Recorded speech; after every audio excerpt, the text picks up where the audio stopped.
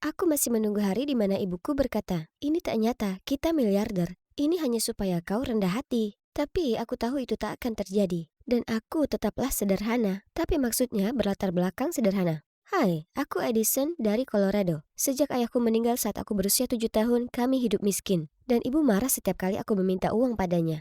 Jadi, pergi ke perkemahan musim panas yang mahal seperti ini sepertinya tidak masuk akal bagiku.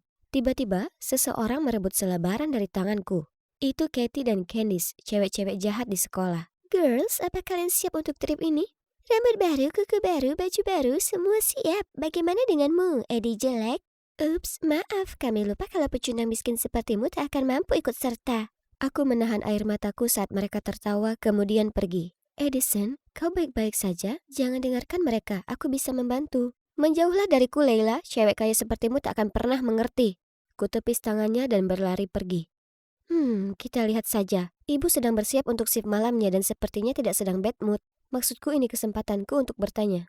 Ibu, aku perlu uang untuk camp sekolah. Ini kesempatan terakhir untuk... Kita hampir tak mampu bayar uang sewa bulan ini. Apa kau tahu itu? Carilah cara untuk menghasilkan uang sendiri daripada terus meminta padaku. Di usiamu sekarang kau masih saja tak pengertian. Tak pengertian? Apa ibu pernah mengerti aku? Aku benci betapa miskinnya keluarga kita ini. Dan lebih dari apapun, aku benci ibu. Aku langsung lari ke kamarku, mengemasi tas, dan segera meninggalkan rumah. Ini sudah jam 2 dini hari. Dan badai salju ini makin memburuk. Kuacuhkan puluhan panggilan dari ibuku. Tak mungkin aku kembali ke rumah itu. Sampai kapanpun. Rasanya membeku. Ku cari-cari dalam tas ranselku sarung tanganku saat, Alice in Wonderland, buku kesukaanku. Momen terindah di hidupku tiba-tiba datang kembali padaku. Saat ayah membacakan dongeng sebelum tidur setiap malam, aku tak pernah lupa matanya yang lembut dan suaranya yang hangat. Saat ku balik halaman dengan harapan bisa mengalihkan perhatianku dari badai ini, ponselku memberitahukan panggilan lain dari ibu. Aku harus memberitahunya untuk tak menggangguku lagi. Tunggu dulu, rumah sakit? Ibuku mengalami kecelakaan kerja? Segera ku kayuh sepedaku menuju ke sana, tapi badai yang menderu melemparkan tumpukan salju ke arahku. Aku tak bisa melihat apapun. Apakah ini sudah pagi? Kebalikan dari badai salju kemarin, semuanya tampak segar seolah sekarang musim semi. Tapi di mana aku? Tiba-tiba sebuah biji pohon ek raksasa terjatuh dan pecah jadi dua, yang di dalamnya terdapat selembar kertas. Selamat datang ke Wonderland. Apa aku sedang bermimpi? Bangunlah Edison, ibu membutuhkanmu. Berhenti membuang waktu melamun seperti ini. Tak lama kemudian terdengar jeritan melengking. Penyusup, tahan dia! Tiba-tiba, dua lelaki asing berseragam mencengkram lenganku, memaksaku menuju lengkungan mawar kecil dan menyuruhku melewatinya. Aku melihat sekeliling dengan perasaan takjub. Aku berada di rumah kaca besar dan seorang pria berpakaian mewah sedang menungguku. Halo, aku Edward, Raja Wonderland. Selamat datang di kerajaanku. Ayah? Apa itu ayah? Ia nampak sangat mirip dengan ayahku. Aku hampir saja berseru. Ia menyambutku hangat dengan meja berisi hidangan mewah. Aku belum makan sejak kemarin malam, jadi aku tak bisa menahan diri untuk langsung melahapnya. Hanya ketika jam berdentang, aku teringat akan kenyataan. Ibu, aku harus menemuinya. Aku segera bertanya jalan keluar ke Raja Edward. Negeri ini indah, tapi ada monster yang menguasai gerbangnya. Aku tak tahu bagaimana kau bisa sampai sini, tapi jika kau ingin pergi, kau harus membawakan monster itu 3 benda yang berharga. 3 benda? Tanyaku. Ya, mari kita lihat apa ini. Kemudian Sir Edward mendekati pintu kaca dan berbicara dengan keras. Cermin-cermin di dinding. Siapakah yang paling tampan di antara semua? Yang mulia, Anda adalah yang paling tampan, yang paling elegan. Kami berharap bisa sesempurna dirimu.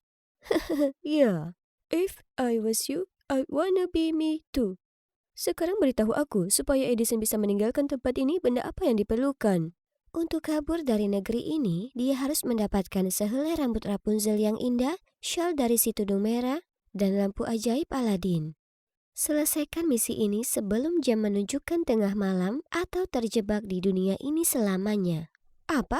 Apa kau serius? Di mana aku bisa temukan benda-benda itu?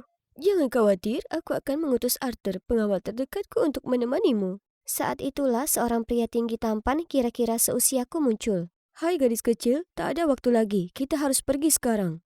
Kemudian dia memberikan pakaian dan menyuruhku untuk berganti. Setelahnya kami melewati gerbang yang sama seperti sebelumnya. Hanya saja kali ini tak lagi menuju Taman Mawar Merah, melainkan ke saluran pembuangan bawah tanah. Apa yang kita lakukan di bawah sini? Ini bau. Arthur tak berkata apa-apa dan dengan cepat menemukan tangga menuju ke atas. Aku segera mengikutinya dan ada jalanan yang ramai di depanku. Kuperhatikan semua orang sedang melihat sesuatu. Itu rambut pirang panjang terjuntai dari geria tawang pencakar langit. Hah? Rapunzel? Tinggal di gedung Empire State? Konyol! Kami segera berjalan menuju ke sana tapi tempatnya dijaga dengan sangat ketat. Bagaimana kita bisa masuk? Itulah kenapa ku bilang pakai ini. Jadi dengan mudah kami berbaur dengan pembantu dan pelayan memasuki gedung. Wah, aku tak pernah menginjakan kaki di rumah semewah ini. Siapa kau? Tertegun aku menoleh ke belakang dan melihat Rapunzel dalam dongeng Grimm, berdiri tepat di depanku. Tapi tunggu, kenapa gadis ini tampak tak asing? Leila, apa ini kau? Oh astaga, aku tahu kau kaya, tapi aku tak menyangka kau tinggal di rumah seindah ini. Kau mengenalku? Dengan bersemangat kutunjukkan padanya foto sekelas kami. Leila tampaknya sangat tertarik dengan foto itu, tapi dia tak bisa mengingat apapun dan memintaku lebih banyak cerita tentang sekolah. Saat aku bercerita tentang teman-teman kami padanya, Arthur berbisik. Kau perlu melanjutkan tugas sekarang. Oh, ini sudah 2 jam. Dengan berhati-hati aku memilih kata untuk meminta sehelai rambutnya, dan tentu dia mengiyakan. Tapi saat kami akan pergi, dia berpegang erat padaku. Kumohon tinggallah bersamaku, pakaian, sepatu, apapun yang kau inginkan bisa kuberikan padamu. Yang ini juga, semua barang-barang mewah ini akan jadi milikku? Ya, tentu saja. Sadarlah, apakah sudah lupa apa tujuan kita ke sini? Apa kau menyerah tak bertemu dengan ibumu lagi karena hal ini? Aku minta maaf Leila, tapi aku sungguh harus pergi. Ibuku sedang dalam bahaya. Kalau begitu kumohon ajak aku bersamamu. Aku tak bisa lagi berada dalam rumah mengerikan ini lagi. Ayolah, kau punya segalanya yang ada di bumi ini. Ini seperti surga. Tidak, ini adalah neraka. Semua benda ini tak berarti. Yang kuinginkan adalah kebebasan, sekolah, teman-teman, dan bisa melakukan apa yang kuinginkan. Ternyata, setelah orang tuanya bercerai, ayahnya lakukan apa saja untuk menangkan hak asuh dan menahannya di sini hanya untuk menghasilkan uang dari rambut pirangnya yang indah. Aku rindu ibu. Aku lebih suka tinggal di rumah kecil yang kumuh daripada tempat yang dingin dan mentereng ini. Aku tak bisa meninggalkannya di sini. Tiba-tiba aku ingat bagaimana Eugene menyelamatkan Rapunzel di film. Jadi setelah mendapat persetujuan Leila, aku memotong pendek rambutnya dan kami bertiga kabur dari geria tawang ini. Kami mengantari Leila ke sekolah di mana ibunya sudah menunggu. Hal paling sederhana seperti kebebasan, teman, atau seseorang yang sungguh peduli pada kita jauh lebih berharga daripada benda-benda material yang semu. Sayangnya, aku selalu mendambakan yang tak kupunya dan memandang remeh apa yang kumiliki. Ayo, kenapa kau masih saja berdiri di sini? Hah? Kita harus masuk kelas juga? Tak ada waktu untuk ini. Kita harus mencari si tudung merah. Tanpa sepatah kata, Arthur menyeretku pergi begitu saja, hingga akhirnya berhenti di depan seorang gadis yang mengenakan syal di kepalanya. Ini dia, orang yang kau butuhkan. Aku melambai ke arahnya, tapi dengan dingin dia hanya mendongak dan bertanya. Apa maumu? Hah? Si tudung merah tak lain adalah si Katie? Aku akan langsung saja. Aku butuh syal merahmu. Apa kau bisa? Permisi? Ini Gucci. Kau tahu berapa harganya? Ini bahkan edisi terbatas. Lihatlah dirimu. Kau mungkin bahkan tak punya sepeser pun atas namamu. Ya, itu benar. Tapi aku sangat memerlukan syal ini. Aku akan lakukan apa saja yang kau mau. Baiklah, kuharap kau tak menyesal mengatakan itu. Tepat setelahnya, sebuah mobil mewah datang menjemput kami. Kami berhenti di perkebunan apel, yang mana tak asing bagiku karena itu tempat ibuku bekerja. Nah, aku ingin memanggang pai apel untuk ibuku, jadi ambilkan aku sekotak apel. Ingat, kau harus melakukannya sendiri. Temanmu di luar. Ibuku bahkan bisa memetik rata-rata 12 kotak sehari. Jadi, satu kotak mudah saja. Tapi, siapa yang mengira satu kotak itu sebenarnya adalah sebuah wadah berisi hampir 500 kilo apel? Apa dia ingin memanggang untuk seluruh kota? Oh, aku kelelahan. Siapa di dunia ini yang bisa memetik apel di bawah panas terik seperti ini selama berjam-jam? Kepalaku mulai berputar-putar. Hilang keseimbangan, aku terjatuh dari tangga. Untungnya, Arthur menangkapku tepat waktu. Tetap saja ibumu melakukan ini setiap hari. Bisa kau bayangkan betapa kerasnya dia bekerja untuk menghasilkan uang demi keluarga? Mungkin itulah kenapa ibuku selalu letih dan emosian. Tiba-tiba aku sangat merindukannya. Aku akhirnya memanen cukup banyak apel dan membawanya untuk ditukar dengan syal itu. Tapi Katie masih menyuruhku untuk memilih 10 apel yang sempurna. Tak peduli yang mana yang kupilih, dia mengerutkan kening tanda tak puas. Apel ini tak bagus. Yang ini juga. Ada goresan 2 cm. Kau berlebihan, ini semua sama. Tak mungkin, semua untuk ibuku harus yang terbaik. Dia sakit dan aku perlu pai apel yang sempurna untuknya. Kemudian Katie memberitahuku kalau saat ibunya hamil, dia sedang sakit. Dokter menyarankannya untuk menggugurkan kandungannya untuk keselamatannya, tapi dia menolak dan merisikokan nyawanya melahirkan Katie. Mendengar cerita itu, mataku secara alami berkaca-kaca. Kenapa sekarang? Apa kau lelah dengan pekerjaan kecil ini? Tidak, aku hanya sangat merindukan ibuku. Aku sangat ingin kembali padanya. Aku menyadari kalau bahkan Kathy, cewek jahat tak berhati itu masih mencintai ibunya sebesar ini. Tapi semua yang kulakukan hanyalah meminta dan memohon-mohon pada ibuku. Aku anak yang buruk sekali. Jika kau sangat menyayangi ibumu, kau tahu harus bagaimana mulai sekarang. Bantu aku mengantar hadiah ini ke ibumu yang berjasa, oke? Dan ini, ambillah dan lengkapi misi itu. Akhirnya, kami sampai. Persinggahan terakhir adalah sebuah museum. Arthur berkata kalau ada ruang rahasia dengan lampu ajaib. Tapi mendapatkan kunci ke ruangan itu sudah cukup merepotkan. Laser keamanan tersebar di mana-mana, jadi kami masuk melalui sistem ventilasi. Arthur mengikatkan tali melingkari pinggangku lalu perlahan-lahan menurunkanku ke tempat kunci itu. Sedikit lagi dan ku dapatkan. Tapi segera saat ku sentuh kunci itu, setetes keringatku jatuh menyebabkan alarm menyala. Para penjaga segera masuk dari pintu, tapi untungnya Arthur menarikku tepat waktu. Kami berhasil keluar dari sistem ventilasi, tapi tempat ini seperti labirin, lalu Arthur menarikku sembunyi di balik dinding. Sedikit demi sedikit, wajahnya kian mendekat ke wajahku, dan jantungku berdegup kencang. Tiba-tiba, seluruh dinding di belakangku bergerak. Ternyata ada tangga rahasia menuju ke ruang bawah tanah, dan tak butuh waktu lama bagi kami untuk temukan ruangan itu. Hah? Di mana lampu ajaib itu? Arthur mendekati satu-satunya benda di ruangan itu, sebuah proyektor. Dia menyalakannya, lalu pada dinding putih muncul gambar ibuku yang lelah setelah sepanjang hari bekerja. Tapi begitu pulang ke rumah, dia masih datang memeriksa apa aku tidur nyenyak. Gambaran dirinya yang bangun lebih awal untuk menyiapkan sarapan kesukaanku. Di atas segalanya, dia sesungguhnya tahu mengenai trip camping itu dan berusaha bekerja lembur supaya aku bisa ikut.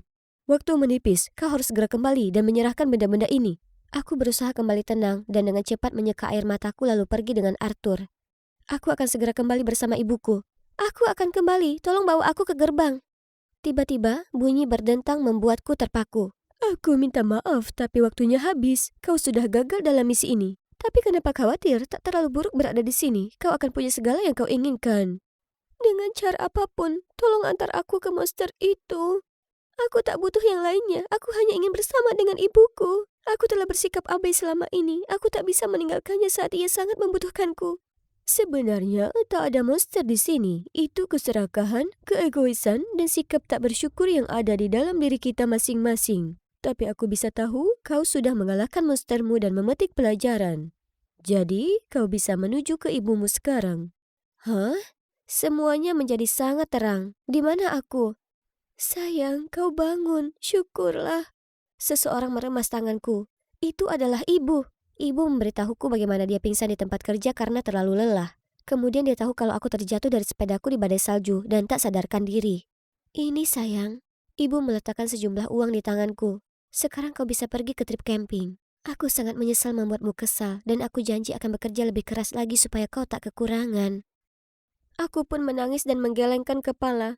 Aku tak memelukkannya. Aku tak ingin ibu bekerja lembur dan membahayakan kesehatan ibu untukku. Ibu sehat dan ada di sisiku saja yang kubutuhkan.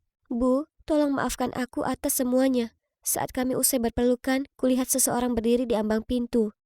Arthur. Ternyata Arthurlah yang menyelamatkanku di badai salju itu. Terima kasih banyak, kau satria berbaju zirahku. Kapan saja, aku lega kau baik-baik saja. Aku bersungguh-sungguh, aku tak akan menyelesaikan misi itu tanpamu. Hah? Misi apa? Menatap matanya yang indah itu, jujur aku merasa seolah dia dikirim ayahku untuk membantuku belajar dari kesalahanku dan mensyukuri apa yang kupunya. Lupakan, aku hanya lega kau ada di sini. Akhirnya, Sweet 16-ku yang spektakuler telah tiba. Aku menghabiskan waktu berbulan-bulan memikirkan setiap detail kecil dari pesta bertema kupu-kupu yang sempurna ini. Hebatnya lagi, semua PIV dan industri fashion akan diundang. Keren banget kan? Ngomong-ngomong, aku Charlotte Stone, seorang fashion influencer dengan lebih dari 500.000 follower di Instagram. Suatu hari nanti aku akan menjadi desainer ikonik seperti Tory Burch. Pesta ini adalah kesempatan besarku untuk diperhatikan oleh semua orang penting ini. Tapi tunggu, Eva? Apa yang sedang dia lakukan? Hei, apa kamu menyadari betapa pentingnya memilah sampah? Tidak semuanya sampah, seperti yang ini sangat berharga. Oh, ya ampun. Dan sekarang dia mengganti serbet para tamu dengan tisu yang bisa terurai secara alami. Tiba-tiba, dia kaget lalu bergegas menuju tamu yang datang. Syalmu, apa itu dari bulu cerpelai asli? Dasar monster yang kejam. Oh tidak, dia Trixie Max Flower. Salah satu ratu fashion. Yang sekarang pergi mengamuk karena kemarahan kakakku. Eva merusak segalanya dengan cara hippinya. Dan semua tamuku pergi. Tidak, tidak, tidak, semuanya hancur. Dan itu semua salahnya. Ini bukan kali pertamanya Eva melakukan hal seperti ini. Dia menyebut dirinya seorang aktivis lingkungan dan terus-menerus membawa pulang sampah untuk diubah menjadi sesuatu. Berdebat dengan siapa saja yang tidak memilah sampahnya dengan benar. Dan memaksa semua orang yang dia kenal untuk bergabung dalam protes perubahan iklim. Bagian terburuknya adalah aku selalu terseret ke dalam kampanye bodoh itu. Sangat memalukan jika disebut sebagai adik dari gadis sampah. Lottie, kamu mau kemana? Tunggu. Hei gadis sampah, kenapa kamu tidak mendaur ulang ini menjadi sepatu skating, huh? Hal berikutnya yang aku tahu, kulit pisang yang kotor mendarat tepat di wajahku. Lottie, kamu baik-baik saja? Tidak, pestaku berjalan dengan sempurna, sampai kau datang dengan kecemasanmu terhadap lingkungan. Aku berharap kamu yang pergi dari pestaku, bukan mereka. Sebenarnya, aku berharap aku tidak punya saudara perempuan yang suka memeluk pohon dan suka sampah. Lalu aku mendorong Eva ke samping dan pergi. Dia sudah bertindak terlalu jauh kali ini. Tapi, mungkin yang kukatakan agak berlebihan. Keesokan paginya aku bangun dan melihat hadiah ulang tahun dari Eva di meja samping tempat tidurku. Itu adalah gelang lucu, terbuat dari plastik daur ulang tentunya. Itu membuatku tersenyum dan mengingatkanku pada saat-saat dia menjagaku. Aku ke kamarnya untuk mengucapkan terima kasih, tetapi dia tidak ada di sana. Lalu aku melihat sepucuk surat di tempat tidurnya. Ibu, ayah, Charlotte. Aku akan pergi untuk hidup berdasarkan keyakinan dan nilai-nilaiku tanpa merepotkan kalian semua. Jangan mencariku. Oh tidak, jangan bilang itu semua karena perkataanku kemarin. Dia tahu kalau aku tidak serius, kan? Aku yakin dia akan tenang dan segera pulang. Tapi kemudian 1 minggu berlalu, lalu sebulan, dan sekarang sudah hampir 2 tahun, dan kakakku masih belum pulang. Kami telah mencarinya di acara-acara lingkungan hidup, namun masih belum mendapatkan petunjuk. Sampai suatu hari, aku bertemu dengan seorang YouTuber yang bercerita tentang penemuan pulau ramah lingkungan yang dijalankan oleh komunitas pecinta lingkungan. Itu terdengar seperti gaya Eva. Tunggu sebentar, aku pernah melihat ini sebelumnya. Pulau ini tampak seperti gambar yang tergantung di kamar Eva. Itu dia, itu pasti koordinat pulaunya. Aku harus pergi mencari kakakku. Ya ampun, itu perjalanan yang sangat lama. Sekarang aku hanya perlu mencari perahu yang akan membawaku ke pulau itu. Ayo kita periksa petanya. Hah? Ini bukan barangku. Tepat pada saat itu seorang wanita menghubungiku. Hei, apa yang kamu lakukan dengan tasku? Aku segera meminta maaf dan mengembalikan tasnya lalu bergegas kembali ke kereta untuk mencari tasku. Tapi, aku terlambat. Tidak ada telepon, tidak ada peta. Apa yang harus dilakukan sekarang? Aku bertanya-tanya tapi tidak ada yang pernah mendengar tentang pulau ramah lingkungan ini. Putus asa, aku merosot ke sebuah bangku. Ketika tiba-tiba, seorang cowok menepuk pundakku dan memberitahu bahwa kapalnya sedang menuju ke pulau itu. Aku mengikutinya ke pelabuhan, tapi saat aku melihat perahu, aku langsung berubah pikiran dan berbalik hendak pergi, namun cowok itu tak mau melepaskan tanganku. Aku mencoba yang terbaik untuk melawan ketika 2 krunya yang tampak menakutkan menuju ke arah kami. Oh tidak, ini tidak akan berakhir dengan baik. Lepaskan dia. Noah, apakah ini penculikan? Haruskah aku memanggil polisi? Karena panik, cowok itu melepaskanku lalu menggerutu dan pergi. Aku gemetar karena kaget dan butuh waktu lama agar detak jantungku kembali normal.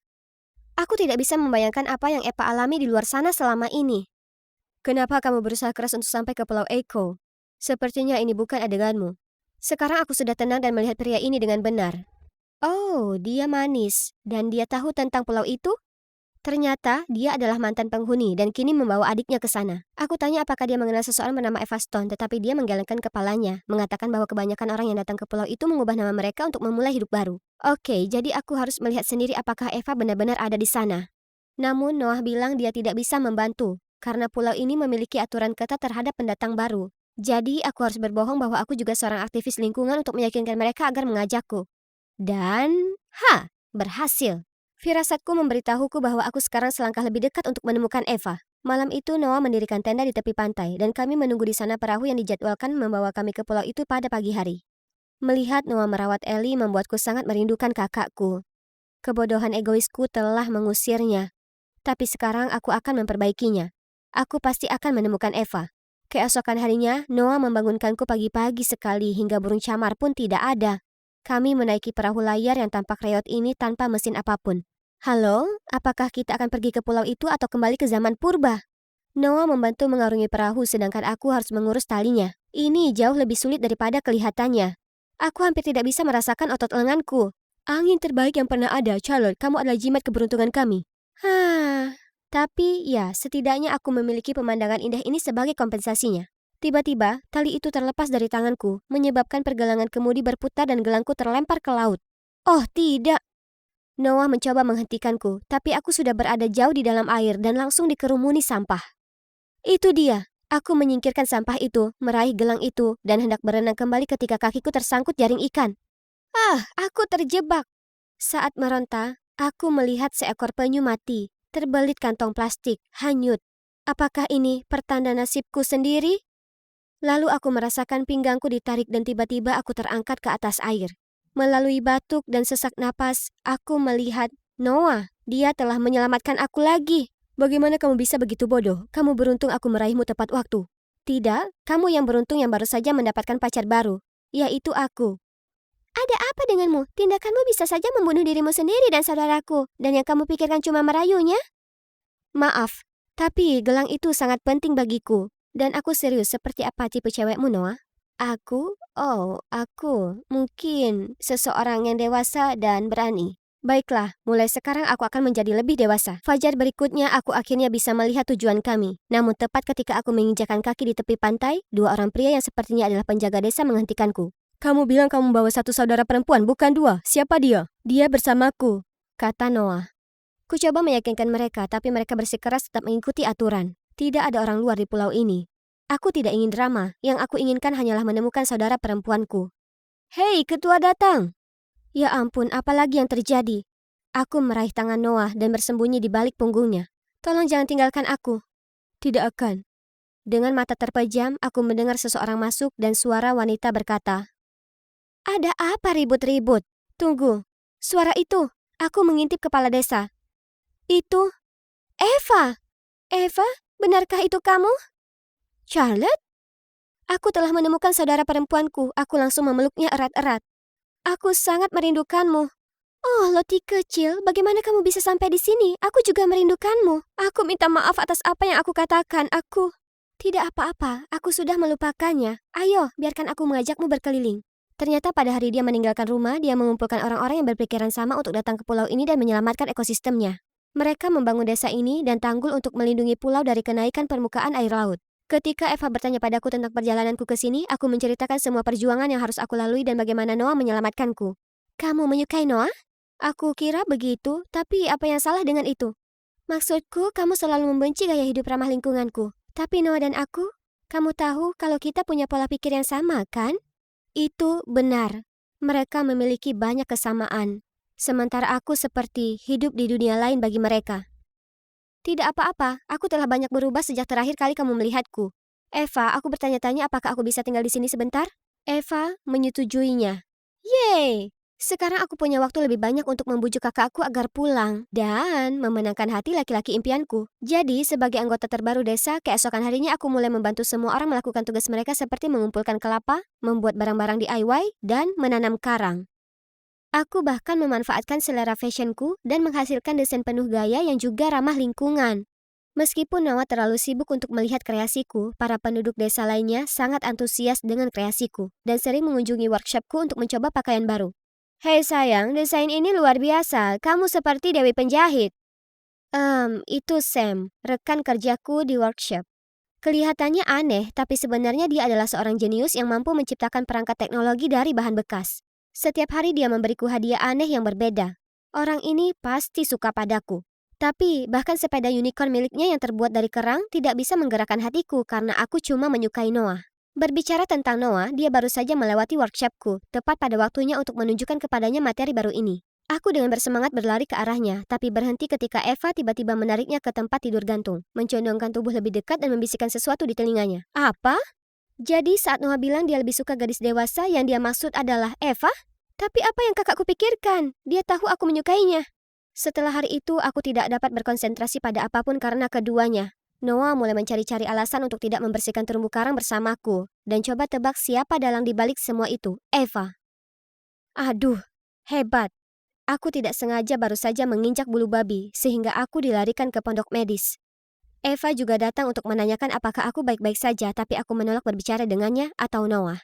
Lukanya membengkak dan aku masih tidak bisa berjalan normal beberapa hari kemudian. Anehnya, Ellie mulai bersikap baik dan merawatku, dan bahkan memata-matai Noah dan Eva untukku. Mereka berdua ditakdirkan untuk satu sama lain. Bahkan mereka diam-diam berdua beberapa kali. Mereka adalah raja dan ratu pulau yang sempurna. Sekarang tidak ada keraguan bahwa mereka pacaran tanpa sepengetahuanku. Bagaimana bisa Eva melakukan ini padaku? Merasa dikhianati, aku menyeret diriku ke workshop. Mungkin bekerja bisa mengalihkan semua kekacauan di kepalaku ini. Tapi disinilah aku, terjebak dengan Sam dan kalimat murahannya. Kamu pasti capek karena kamu selalu mondar-mandir di dalam pikiranku sepanjang hari. Tinggalkan aku sendiri. Aku bergegas keluar dari sana, tapi tersandung dan terjatuh. Saat itu, sebuah tangan terulur membantuku. Itu Eva. Astaga, dia orang terakhir yang ingin kutemui saat ini. Kamu tidak perlu berpura-pura peduli padaku. Kamu tahu betul kalau aku menyukai Noah, tetapi kamu masih bersamanya. Charlotte, apa yang kamu bicarakan? Aku akan pergi hari ini, begitu pula semua orang di desa ini. Tempat ini diperuntukkan bagi para pengecut yang mengabaikan masalah lingkungan nyata yang terjadi di dunia luar. Di sana, aku akan melepaskan semuanya dari dadaku. Namun tiba-tiba penduduk desa keluar dari semak-semak sambil membawa dekorasi dan kue ulang tahun dengan namaku di atasnya. Mereka mengadakan pesta kejutan untukku. Oh, tidak, aku tidak bermaksud demikian. Karena kecewa dengan kata-kataku, mereka semua pergi. Aku kira kamu melihatku bersama ketua ketika kami merencanakan kejutan ulang tahunmu. Tidak ada apapun yang terjadi di antara kita. Kukira kamu sudah dewasa, Charlotte, tapi ternyata aku salah. Ya Tuhan, rasa bersalah yang kurasakan saat ini sedang membunuhku. Frustrasi dan malu aku tahu aku tidak bisa tinggal di sini lebih lama lagi. Aku menunggu sampai semua orang tertidur untuk menyelinap ke pantai, lalu berlayar dengan perahu kecil menuju malam badai. Tapi aku tidak bisa sampai jauh. Sebelumnya, gelombang raksasa menelanku dan perahuku. Ini, akhirnya, kurasa. Tapi saat aku membuka mata, wajah Noah muncul di hadapanku. Kamu menyelamatkanku lagi? Tidak, ketua yang melakukannya. Tapi, di mana dia? Noah tidak berkata apa-apa, hanya memandang ke laut dengan murung. Tunggu, ini tidak akan terjadi. Kakakku tidak mungkin di luar sana, kan? Tidak. Bagaimana aku bisa hidup mengetahui bahwa kakakku tenggelam karena aku? Apa kamu menangisi sepatumu yang hilang? Aku berbalik untuk melihat Eva. Masih hidup dan baik-baik saja. Eva, terima kasih Tuhan. Aku dengan gemetar melompat ke arahnya. Tapi, aduh, aku lupa kalau kakiku masih sakit. Aku minta maaf atas betapa bodoh dan egoisnya diriku. Lain kali jangan bodoh. Tidak ada yang terjadi antara aku dan Noah. Dia milikmu sepenuhnya. Aku melihat ke arah Noah dan kami berdua berubah menjadi merah tomat. Keesokan harinya, Eva mengumpulkan semua orang agar aku dapat meminta maaf secara terbuka kepada mereka. Aku sudah siap jika penduduk desa melemparkan batok kelapa ke arahku. Namun mereka malah mengakui kalau perkataanku ada benarnya. Gaya hidup ini perlu disosialisasikan kepada dunia. Karena setiap orang berhak hidup dalam lingkungan yang bersih dan sehat. Itu semua butuh upaya bersama. Kemudian mereka semua sepakat bahwa orang yang tepat untuk mempengaruhi generasi muda tentang masalah ini adalah aku. Wah, aku tidak menyangka, tapi iya, aku bersedia menjalankan misi yang berarti ini. Dan Noah mengajukan diri untuk meninggalkan pulau itu dan menginspirasi dunia luar bersamaku. Baru kemudian Ellie meminta maaf padaku dan mengaku dia mengarang cerita tentang Eva dan Noah. Hanya untuk membuatku menyerah untuk merayu kakaknya. Aku kira kamu cuma akan merepotkan, tapi sekarang aku tahu dia sangat menyukaimu. Jadi berjanjilah kamu akan membuat hidupnya bahagia. Aku akan mencoba yang terbaik. Janji. Sudah 5 tahun sejak kami meninggalkan pulau, dan aku telah mewujudkan impianku menjadi perancang busana terkenal. Namun yang penting, aku mampu mewujudkan fashion yang ramah lingkungan. Keren banget kan? Saat peragaan busana terakhir, aku naik ke atas panggung dan penonton bertepuk tangan meriah. Inspirasi kreatifku datang dari kakak perempuanku tercinta, Eva, yang menunjukkan kepadaku betapa pentingnya lingkungan yang bersih bagi kita semua. Aku juga ingin berterima kasih kepada Noah, pacarku yang luar biasa atas cinta dan dukungannya yang tanpa syarat. Terima kasih semuanya. Saat aku menyelesaikan pidatonya, Noah naik ke panggung dengan karangan bunga besar ini. Sementara Eva dan penduduk desa menghujaniku dengan pelukan dan pujian. Aku kira satu perjalanan ke pulau ramah lingkungan bisa mengubah seluruh hidupmu, ya kan? Tidak ada di sini. Di sana juga tidak. Di mana ya? Ini bukan sembarang kaos. Ini adalah milikku yang paling berharga. Ada tanda tangan Kendall Jenner, idolaku. Franny, kaosmu kotor jadi aku mencucinya. Ayo lihatlah. Oh, sial. Aku bergegas melihat kaosku yang berharga ditumpuk dengan rapi di atas cucian yang baru. Tidak. Tanda tangan itu benar-benar hilang. Nenek! Benar, orang yang bertanggung jawab atas kaos polos yang tidak diinginkan ini adalah nenekku. yang baru saja pindah bersama kami setelah kakek meninggal. Awalnya hal ini terasa menyenangkan karena kenanganku tentang nenek berasal dari masa kecilku yang bahagia bersamanya. Tapi sekarang aku menarik kata-kataku. Dia benar-benar bencana. Asal kau tahu, dia sudah tua tetapi masih ingin belajar menggunakan media sosial. Ibuku bahkan membelikannya iPhone 14 terbaru. Sementara aku, putrinya tersayang, terjebak dengan iPhone 8 yang payah ini. Sejujurnya dia cuma butuh jenis ponsel jadul yang hanya bisa menerima panggilan. Dengan sifat pelupanya, dia akan lupa semua kata sandi. Jadi yang paling tepat memang masuk saja dengan iCloud-ku. Toh ponsel ini akan jadi milikku. Oh, pemuda itu tampan juga. Kau juga berpikir begitu? Memang, daya tarik Josh tak ada duanya. Dia sungguh pria idaman setiap gadis. Idamanmu juga kan? Seolah aku punya kesempatan, dia terkenal dingin dan tak ada gadis di sekolah yang membuatnya tertarik. Ya, mungkin cuma itu satu-satunya waktu kami sependapat soal Josh.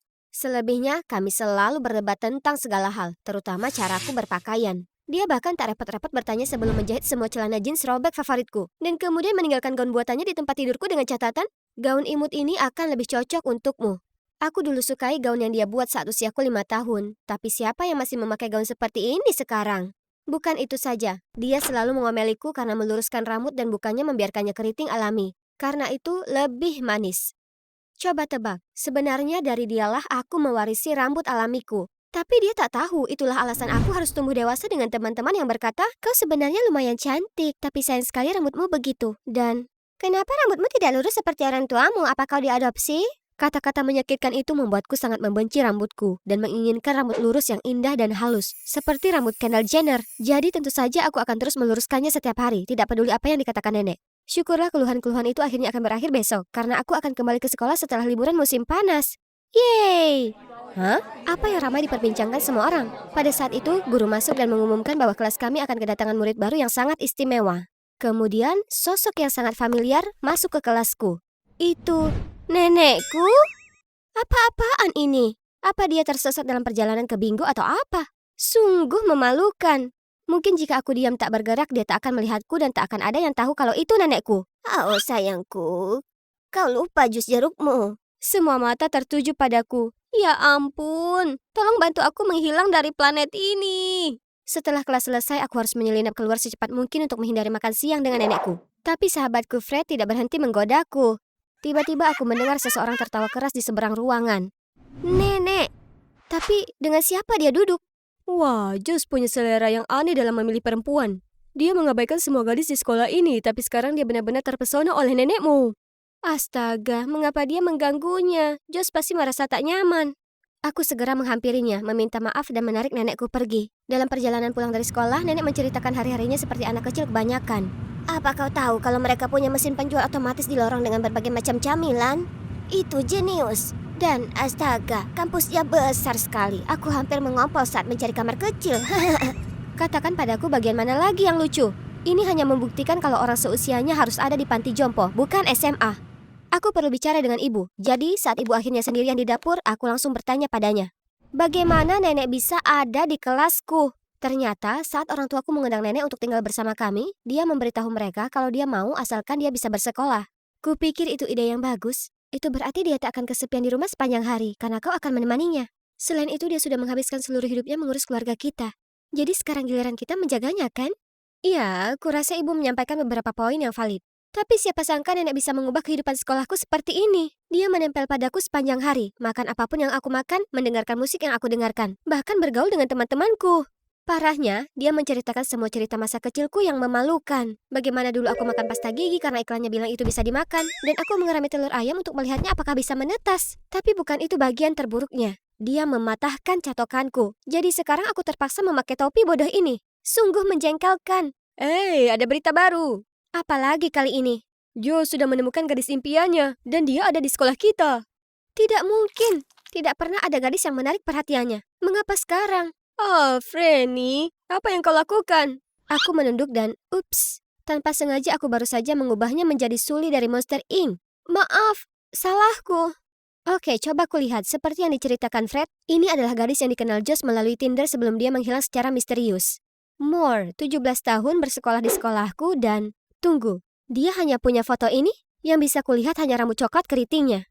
Entah dari mana, seseorang menyambar topiku. Itu pasti Fred yang ingin membalasku karena insiden cat tadi. Aku berbalik untuk mengomel padanya, tapi yang kulihat adalah nenek dengan topiku di tangannya. Freddy, rambutmu sangat indah, mengapa harus ditutupi? Dan juga baju ini, gaun yang kubuatkan untukmu jauh lebih cocok dengan rambutmu. Cukup, tak mungkin aku membiarkan orang melihatku dengan rambut jelek dan pakaian nenek-nenek seperti itu. Tolonglah, Nek. Tinggalkan aku sendiri dan jangan merepotkanku lagi. Ini sekolahku, dan kehadiranmu di sini membuatku malu.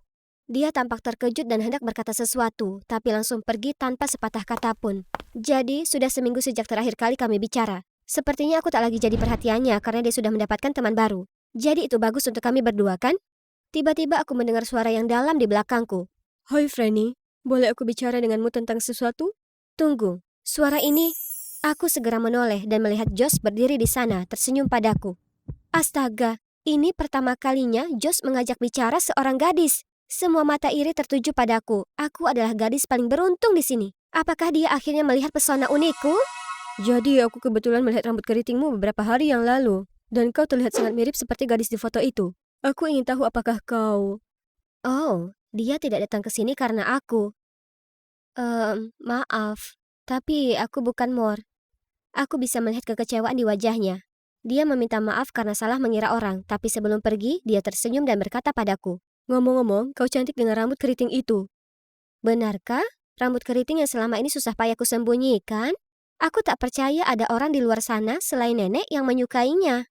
Beberapa hari kemudian aku tiba di sekolah dan melihat pemandangan menakutkan. Josh bergandengan tangan dengan Amy. Ternyata dia yang maju sebagai gadis misterius. Mari kita lihat, usianya 17. Benar, rambut coklat keriting, benar. Dan nama belakangnya, Mor. Tidak salah lagi. Tapi aku terus bertanya-tanya apa yang disukai Josh dari gadis yang terkenal liar ini. Gengnya yang sekarang termasuk nenekku tersayang selalu melakukan trik-trik bodoh untuk mendapatkan perhatian. Lihat, dia tak ada bedanya dengan lampu lalu lintas sekarang setelah berteman dengan mereka. Mereka bahkan mengubah perpustakaan menjadi jalur peragaan busana.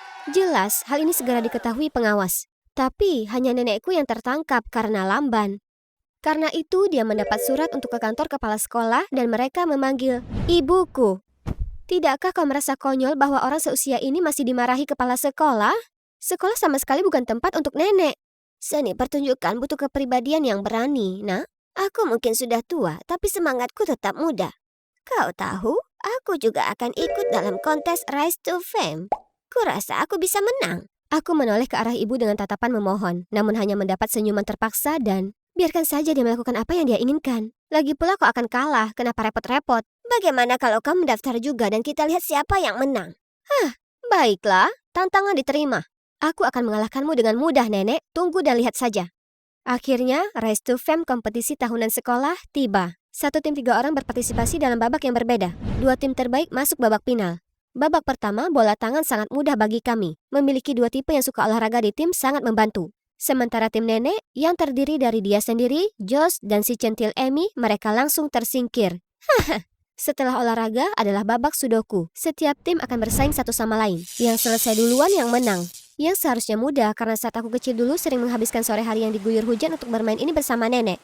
Di sisi lain, Amy mengeluh pada panitia kalau babak ini adalah lelucon. Karena sudoku sudah ketinggalan zaman. Semakin banyak dia bicara, semakin terlihat kalau dia sangat buruk dalam matematika dan angka. Jadi ini seperti mengambil permen dari bayi, kan? Tapi aku lupa kalau nenek ada di tim mereka. Dan tak disangka, Josh juga sangat cerdas. Tak butuh waktu lama bagi mereka memecahkan teka-teki yang sulit. Melihat mereka berpelukan dan merayakannya membuatku kesal. Kalah 1 detik saja dari mereka benar-benar menohok. Fokus, Franny. Kita harus kalahkan mereka di babak negara dan sejarah untuk menang. Tinggal beberapa menit lagi menuju babak final. Aku hendak meninggalkan ruang tunggu ketika tiba-tiba mendengar ding dari ponsel yang tertinggal di kursi. Itu ponsel nenek. Tapi, tunggu. Dia tahu cara menggunakan Tinder? Karena penasaran aku membukanya dan di layar ada semua pesan dari Josh dan Mor yang misterius. Mengapa nenek punya akun ini? Dan mengapa Josh yakin Amy bukanlah orang yang dia cari? Aku segera mencari nenek dan menemukannya di sudut sayap panggung. Namun saat aku mendekatinya, dia menarik tanganku dan memberi isyarat agar aku diam. Kukira kau biarkan nenek tua bergabung di tim sebagai lelucon. Siapa tahu dia sangat membantu. Kau akan menang dengan mudah. Iya, benar. Aku juga dengar kalau sejarah adalah kelebihannya. Aku hanya butuh dia untuk menyelesaikan babak terakhir ini lalu aku akan langsung menendangnya.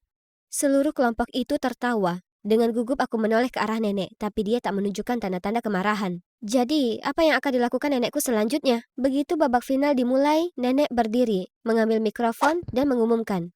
Aku ingin mundur dari kompetisi ini karena aku tidak akan pernah membiarkan orang bermuka dua mengalahkanku. Setelah itu ia pun pergi, dan seluruh penonton mulai ribut, sementara wajah Amy memucat. Namun yang paling mengejutkan adalah ketika Josh juga naik ke atas panggung. Aku juga, aku tidak ingin satu tim dengan pembohong. Lalu dia berjalan pergi dan Amy mengejarnya. Penonton bersorak dan panitia mengumumkan bahwa ini berarti tim kami secara otomatis memenangkan kompetisi. Setelah upacara penghargaan, aku segera pulang ke rumah dan mendapati nenek sedang merenung di taman. Aku diam-diam duduk di sampingnya dan meletakkan tanganku di pundaknya untuk menghiburnya. Dia menatapku, tersenyum lembut dan mulai menceritakan kisah-kisah yang belum pernah kudengar sebelumnya. Aku jadi tahu kalau dia hamil di usia 16 tahun dan putus sekolah. Teman-temannya tidak terlalu baik padanya, jadi dia tidak pernah melanjutkan pendidikannya. Jadi sekarang dia punya waktu, dia memutuskan kembali ke sekolah untuk merasakan masa mudanya yang hilang. Itu sebabnya, Franny, jangan pernah biarkan kata-kata jahat orang lain menyakitimu. Hargai apa yang kau miliki, karena masih ada orang yang mencintai sisi itu dari dirimu. Apa yang dikatakannya sungguh menyentuh dan mengingatkanku akan pujian Josh tentang rambutku. Nenek, jadi ada apa dengan akun Tinder itu? Oh, aku tahu kau sangat menyukai Josh, jadi aku membuat akun untuk mengetahui lebih banyak tentangnya agar aku bisa membantumu. Ternyata, foto profil itu adalah foto nenek saat ia masih muda, sehingga mirip denganku. Moore sebenarnya adalah nama kecilnya. Aku memeluknya dan meminta maaf sebesar-besarnya atas perilakuku yang buruk. Dia menepuk kepalaku dengan lembut, tersenyum dan berkata kalau dia akan membawaku ke sebuah tempat rahasia. Keesokan harinya, aku kembali dengan rambut keriting alamiku dan mengenakan gaun yang nenek berikan. Gaun ini tidak trendy, tapi sangat pas di badanku, dan anehnya, aku merasa cukup percaya diri memakainya. Nenek dan aku masuk dengan riang ke sebuah kafe buku, dan aku melihat, Josh, aku membawa orang yang kau cari ke sini. Kami berdua menatapnya dengan penuh tanya. Maksudmu? Ternyata masih ada satu hal yang belum dia ceritakan padaku. Kalau nama samaran Moore yang dia pasang di Tinder adalah berdasarkan kesukaanku, hobiku, kebiasaanku, selera musikku, dan lain-lain. Dia telah mengumpulkan segala sesuatu tentangku untuk dikirim ke Josh. Aku harus memberitahunya kalau ada seorang gadis yang menarik seperti Franny di luar sana, kan? Itulah mengapa Josh merasa tidak cocok dengan Amy. Kemudian babak kecerdasan membuktikannya, karena dia dan gadis misterius itu memiliki satu kesamaan, kecintaan terhadap Sudoku. Akhirnya, semuanya menjadi jelas. Nenek masih datang ke sekolahku, dan aku sebenarnya tidak keberatan lagi. Dia membawa kue buatan sendiri untukku dan teman-teman, menceritakan kisah-kisah menarik tentang masa lalu dan memberikan nasihat-nasihat terbaik. Yang paling penting, dia membuatku sadar bahwa menjadi diriku tidaklah buruk, rambut keriting dan sebagainya. Hampir lupa, kau juga ingin tahu apa yang terjadi antara aku dan Josh, kan? Ya, kurasa kau harus melihatnya.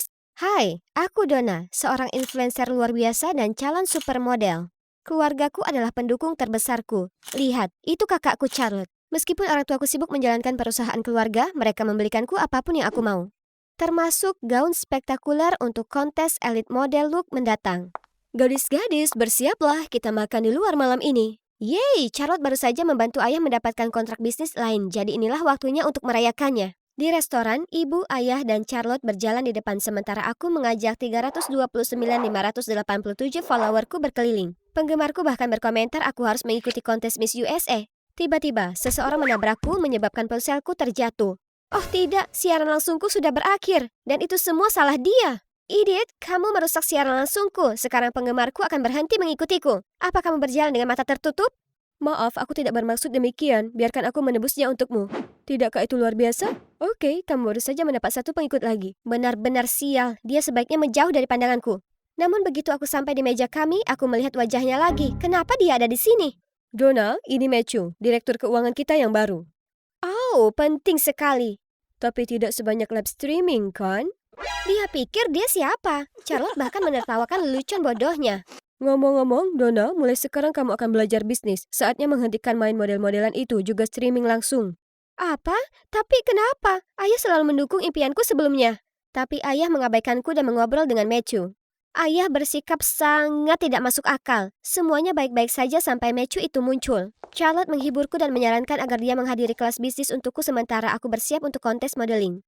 Ide yang sangat brilian. Oh, aku sayang kakakku yang luar biasa dan cerdas. Aku kemudian memusatkan seluruh fokusku pada latihan untuk kontes, tetapi Matthew terus menggangguku dengan omong kosongnya. Dia bahkan mengirimiku pesan cincin kawin yang bertuliskan, "Ini oke? Cocokkah dengan kita?" Aku dengan panik menelponnya untuk menanyakan apa maksud omong kosong itu. Ayahmu belum memberitahumu, kita akan bertunangan dan mengambil alih perusahaan bersama-sama. Apa sebenarnya yang orang ini katakan? Sejak kapan aku direncanakan untuk menikah dengan pria yang hampir tidak kukenal dan mengambil alih bisnis yang tidak aku minati? Ayah harusnya punya penjelasan untuk ini. Setibanya di rumah, aku menemui ayah, tetapi dia hanya menghela nafas dan mengatakan dia berencana memberitahuku sendiri. Tapi kamu tidak bisa mendikte karirku dan siapa yang aku nikahi. Donna, aku hanya ingin yang terbaik untukmu. Tapi ayah, Donna bahkan tidak menghadiri kelas bisnis dia dan masih terlibat dalam klub model yang tidak masuk akal. Bagaimana kamu bisa mengharapkan dia memegang perusahaan? Oh tidak, kenapa dia mengatakan itu kepadanya? Apakah dia mencoba membantuku? Dia benar ayah, aku sama sekali tidak tertarik pada bisnis. Aku tidak bisa. Jika itu masalahnya, maka kamu bisa mulai sebagai wakil presiden dan mendapat pengalaman langsung. Dan kamu, Charlotte, kamu akan menjadi asisten pribadi Donna dan mendukungnya. Tidak! Ini bukan hasil yang kami inginkan. Ayah dulu menyayangi kami berdua, tapi sekarang dia bahkan tak mau mendengarkan. Ya, Charlotte, penyelamatku. Dia pasti tahu apa yang harus dilakukan. Aku tidak percaya, aku sudah berusaha keras membuktikan diriku. Hanya untuk mendapatkan segalanya diberikan kepada seorang bodoh yang berpikiran singkat sepertimu. Berpikiran singkat? Itulah yang sebenarnya kamu pikirkan tentangku? Baiklah, aku rasa aku harus mengambil posisi baru untuk menunjukkan kepadanya betapa berpikiran singkat diriku ini. Jadi keesokan paginya aku berdandan dan berjalan di lobi perusahaan dengan nama yang berbeda. Nona Wakil Presiden. Lihat mata yang melongo itu, berharap bisa lepas dari pakaian membosankan mereka. Matthew juga ada di sana. Dan apakah dia tertawa? Tiba-tiba tumitku tersangkut di gaunku dan aku tersandung. Benar-benar sebuah bencana. Matthew mengulurkan tangannya padaku dan bertanya apakah aku baik-baik saja. Siapa yang butuh bantuannya? Dan semua gelak tawa itu, tunggu dan lihat saja. Dan tiba-tiba, sekarang, Matthew memperkenalkanku kepada anggota inti perusahaan dan mengumumkan beberapa tujuan strategis baru bagi perusahaan. ROI, margin, akun, ya ampun, bahasa apa yang dia gunakan? Setelah waktu yang terasa sangat lama, dia bertanya apakah ada yang ingin menambahkan sesuatu. Aha, aku tentu tidak bisa melewatkan kesempatan untuk menunjukkan kepemimpinanku. Kantor ini kekurangan warna, tirai ungu bisa menjadi awal yang baik, dan gambar motivasi dapat membantu meningkatkan produktivitas. Oh, maksudmu memasang kutipan motivasi? Oh, tolong tidak. Motivasi datang dari para fashionista hebat sepanjang masa. Kamu tahu, Bella Hadid, Tyra Banks, Kendall Jenner. Semua orang ternganga ke arahku sementara Charlotte dengan marah memberi isyarat agar aku berhenti. Semua orang di sini sangat membosankan. Baiklah, aku akan berhenti kalau begitu. Hari pertamaku kemudian diikuti dengan meeting dan jadwal yang membosankan. Semua orang berbicara omong kosong dan menyuruhku menandatangani banyak dokumen. Namun setiap badai pasti ada pelangi, dan bagi pecinta kuliner sepertiku, itu pertemuan makan malam.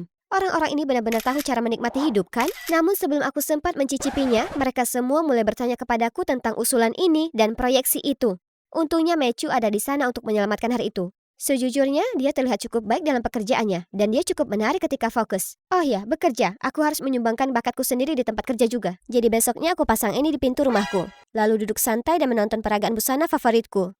Lihatlah gaun-gaun yang mempesona itu. Suatu hari nanti aku akan berjalan di runway dengan gaun seperti itu. Bukan duduk di sini dikelilingi oleh angka-angka dan kertas-kertas yang membingungkan. Kemudian ketika aku membuka pintu, barisan orang yang tak ada habisnya sudah menungguku.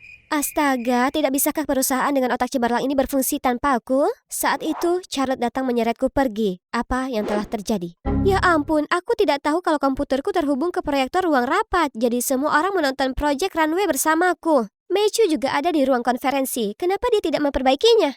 Baiklah semuanya, kita harus berterima kasih kepada bos kita yang lucu karena telah memberi kita banyak ide untuk masalah kita. Dia menyelesaikan pertemuan dan memimpin mereka keluar, tapi Charlotte masih berdiri di sana sambil marah padaku. Lucu? Tidak ada yang lucu tentang itu. Jangan salah paham bahwa dia menyukaimu. Tunggu aku, Matty. Ada apa dengan sikap itu? Oh, benar. Aku pernah melihat tatapan mata lengket yang dia berikan pada Matthew. Apakah dia memiliki perasaan terhadapnya? Sebelum aku bisa mengorek lebih jauh, aku dikirim ke Milan untuk pertemuan bodoh lainnya. Merasa bosan, aku menonton peragaan busana untuk menghabiskan waktu ketika seseorang mengejutkan dari sisiku. Aku pribadi menganggap koleksi ini berlebihan. Oh, maaf jika aku membuatmu takut. Aku Brian. Dia kemudian memberiku kartu namanya dan, wow, dia adalah CEO sebuah perusahaan model di Prancis. Apa kamu akan datang ke Fashion Week juga?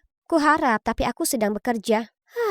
Oh, sayang sekali ada kontes modeling minggu ini. Aku tahu kecantikan sejati sepertimu ditakdirkan untuk mendapatkan mahkota. Aku telah melewatkan begitu banyak kesempatan untuk tampil di runway. Jika aku berhasil kali ini, mungkin ayah dan ibu akan melihat betapa seriusnya aku dalam dunia modeling. Tawaran ini terlalu luar biasa untuk ditolak. Brian, aku ikut denganmu. Di acara tersebut aku mematikan ponselku agar bisa membenamkan diri dalam semua glamor koleksi musim gugur terbaru. Brian menepati janjinya membawaku ke audisi.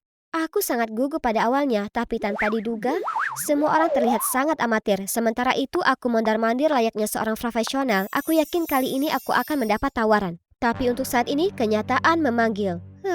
Begitu aku menghidupkan ponselku, jutaan panggilan tak terjawab dari ayah dan Matthew muncul. Ini menimbulkan masalah, jadi aku segera meminta kontak Brian dan kembali ke rumah.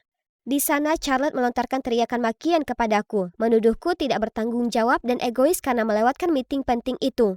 Ayah, jika ayah diam saja, Donna akan menghancurkan perusahaan yang telah kamu bangun dengan susah payah. Itu benar, namun daripada membentaknya, kamu seharusnya ada di sana untuk membantu.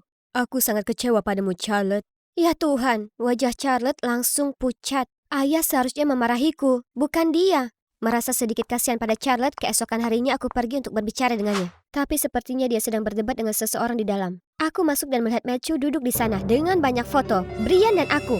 Lebih parah lagi, dalam kata-kata Charlotte sepertinya kami sedang berkencan. Beberapa foto tidak dapat mengubah fakta bahwa kami bertunangan.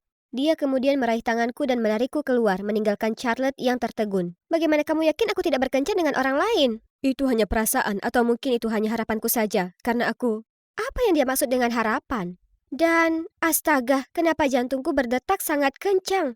Hari yang luar biasa, kupikir semuanya sudah berakhir ketika ayah membanting fotoku dan Brian di depanku. Dia sangat marah padaku sehingga dia memutuskan pertunangan kami akan diadakan besok, bukan sebulan lagi seperti yang direncanakan. Tapi aku belum siap secara mental untuk ini. Jadi disinilah aku, di upacara pertunanganku, menunggu tunanganku tiba. Hanya bercanda. Sebenarnya Brian menelpon pada menit-menit terakhir untuk memberitahuku kabar terbaik yang pernah ada. Sebuah merek fashion telah memilihku sebagai duta mereka dan aku harus terbang ke sana untuk mengurus beberapa dokumen. Berkat dia, aku berhasil lolos dari pertunangan dan terbang ke Milan untuk bertemu dengannya. Akhirnya, aku harus mengejar impianku yang telah lama terpendam di kota favoritku dan tidak mengindahkan perintah konyol ayahku. Yeay! Ketika aku bangun keesokan paginya, aku dengan bersemangat meraih teleponku untuk menelpon Brian. Tapi, di mana itu? Aku melihat ke meja samping tempat tidur tapi pasporku, dompetku, dan semua barang-barangku hilang. Aku ke resepsionis menanyakan kamar Brian. Tapi mereka bilang tidak ada orang bernama itu yang menginap di sana. Panik, aku meminjam komputer mereka dan memeriksa situs web untuk nomor teleponnya. Tapi itu error. Lalu aku mencari informasi apapun tentang kontes tersebut, tapi tidak menemukan apa-apa. Bagaimana dia bisa melakukan ini padaku? Aku percaya padanya. Sekarang aku berada di luar negeri sendirian dan tanpa uang. Apa yang akan aku lakukan? Aku tidak bisa begitu saja menelpon ayah untuk menjemputku dan aku juga tidak bisa menelpon Charlotte. Hanya ada satu orang yang bisa aku hubungi saat ini. Jadi aku menelpon Matthew dan dia segera terbang. Kami berjalan di sepanjang kanal Navigli untuk makan malam sebelum kembali. Aku pikir dia akan marah sekarang karena aku melarikan diri dari pertunangan kita, tetapi dia hanya diam sepanjang waktu. Jadi, apa tidak apa-apa kalau kamu tiba-tiba datang ke sini? Maksudku, pekerjaan dan sebagainya, kamu tahu? Tidak apa-apa, kamu dulu, baru kemudian yang lain. Dia baik sekali, tapi aku perlu memastikan dia tidak salah paham. Aku meminta bantuanmu, tapi bukan berarti aku mau bertunangan. Aku belum siap untuk berkomitmen. Awalnya aku ingin pernikahan ini terjadi, tapi sekarang aku tidak begitu yakin lagi.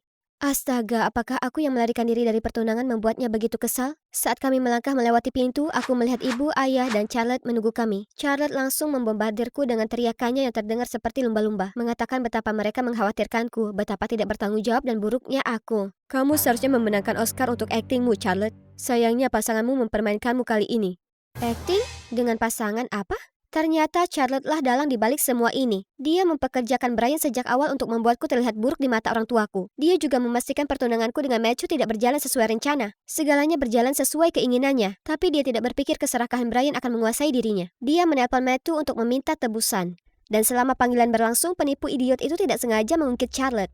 Kami semua terlalu terguncang, bahkan untuk berbicara ketika Charlotte menangis. Kamu benar, itu semua ulahku selama ini. Dia tidak pernah melakukan sesuatu yang berguna namun memberikan segalanya untukku. Ibu, ayah, jika ibu membutuhkan seseorang untuk mengurus perusahaan dan menikahi Matty, kenapa harus dia? Kenapa bukan aku? Kamu boleh memberitahu mereka apapun selama ini? Aku masih memproses semuanya ketika ayah aku menghela nafas dan berkata, tadinya aku akan memberitahu pada waktu yang tepat, tapi melihat kalian saling bersaing membuatku sangat terluka. Sebenarnya, Donna, kami bukan orang tua kandungmu. Ternyata ayah adalah pengacara pribadi orang tuaku dan perusahaan itu milik orang tua kandungku, bukan milik ayah.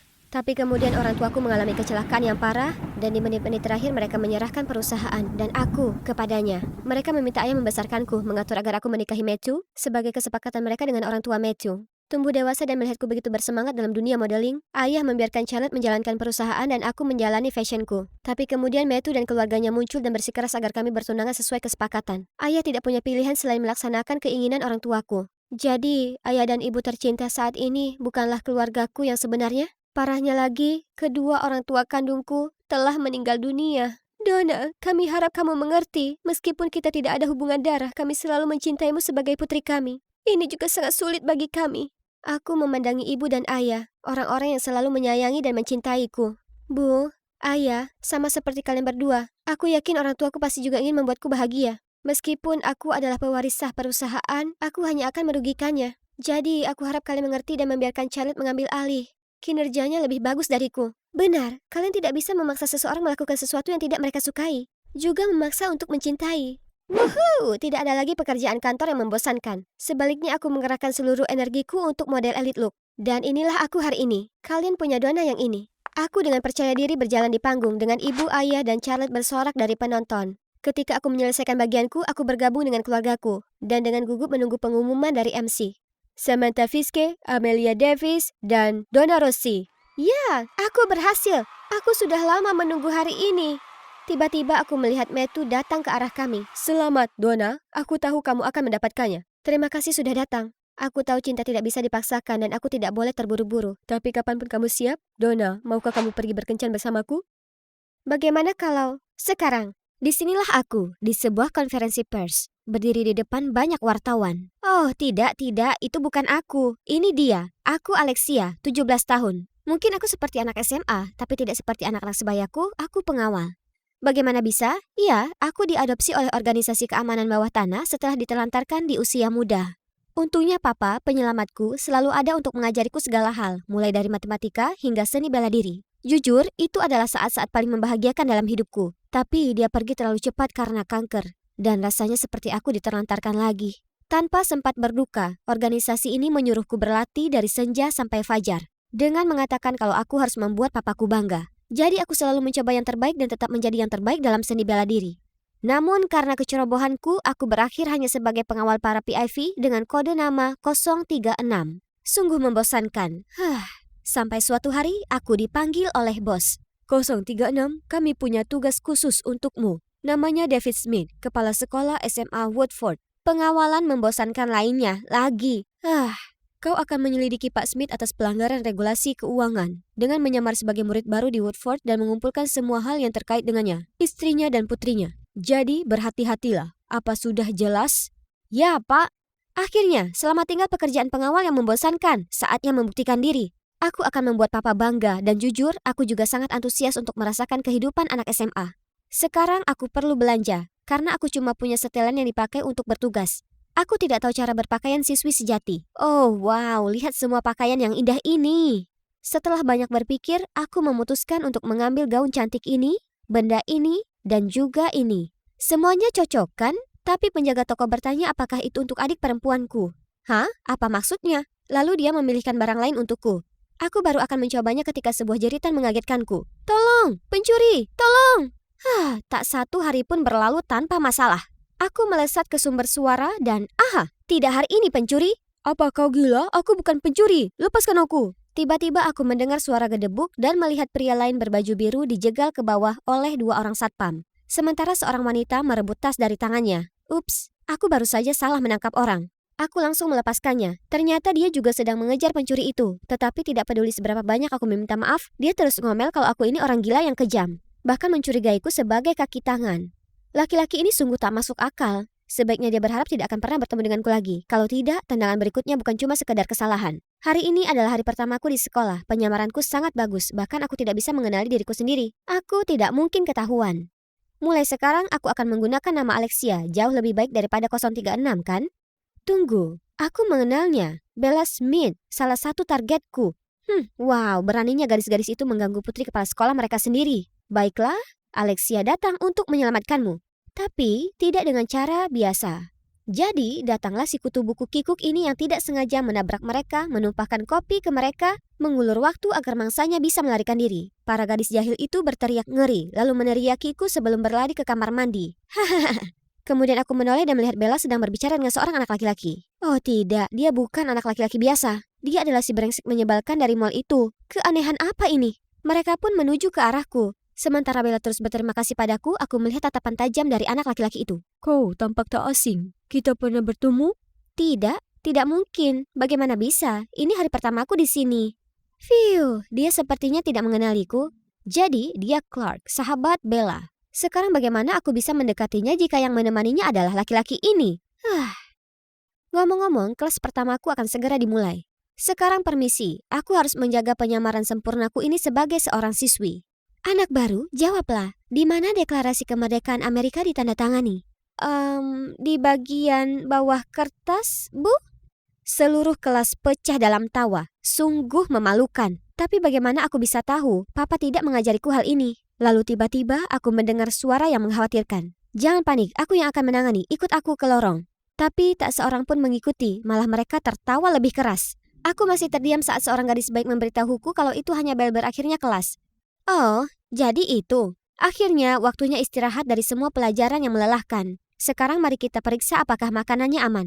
Oke, lulus. Aku baru saja akan memakan wortelnya. Lalu gadis-gadis jahil tadi muncul. Ya, makan itu. Itu akan membantu penglihatanmu yang buruk. Dan ini untuk mengotori bajuku. Lalu mereka melenggang pergi. Di tempat lain, musuh-musuh itu pasti sudah merasakan tinjuku. Hei Alexia, Alexia. Berisik sekali. Tempat ini seperti sarang lebah. Alexia? Oh tunggu, itu nama baruku. Aku berbalik melihat Bella. Dia ingin bergabung denganku untuk makan siang. Ini dia kesempatannya. Tapi tidak, si Clark juga ikut-ikutan ada di sini. Astaga. Aku bertanya pada Bella mengapa gadis-gadis jahil itu menggodanya, putri kepala sekolah. Tapi dia hanya menggelengkan kepala tidak tahu. Tapi aku rasa aku sudah tahu alasannya setelah berbicara dengannya. Aku menyadari kalau dia agak lebih lambat daripada teman-teman sebayanya. Ketika aku bercanda, butuh waktu lama baginya untuk mengerti dan ikut tertawa. Jadi, menggali informasi darinya seharusnya mudah. Kalau saja... Kau baru saja pindah ke sini, bagaimana kau tahu dia putri kepala sekolah? Aku dengar dari orang lain. Si perusak pesta ini, ya ampun. Minggu pertama tidak berjalan lancar karena aku masih membiasakan diri dipanggil Alexia dan tidak memeriksa lokerku sendiri. Selain itu, tumpukan pekerjaan rumah ini, secara umum aku senang belajar di sekolah, tapi misi ini tidak mengalami kemajuan sedikit pun. Aku harus lebih cepat. Jadi dengan menggunakan pengubah suara aku menipu Pak Smith untuk meninggalkan kantornya lalu menyelinap ke sana. Tapi tiba-tiba Bella masuk. Karena panik, aku bilang kalau aku sedang membersihkan meja kepala sekolah. Dia tampak yakin dan bergabung denganku. Di lain waktu aku melihat kepala sekolah sedang berbicara dengan seseorang di lorong. Aku hendak mengambil gambar dengan pena kamera mata-mataku, namun Clark muncul dan membombardirku dengan pertanyaan-pertanyaan bodoh.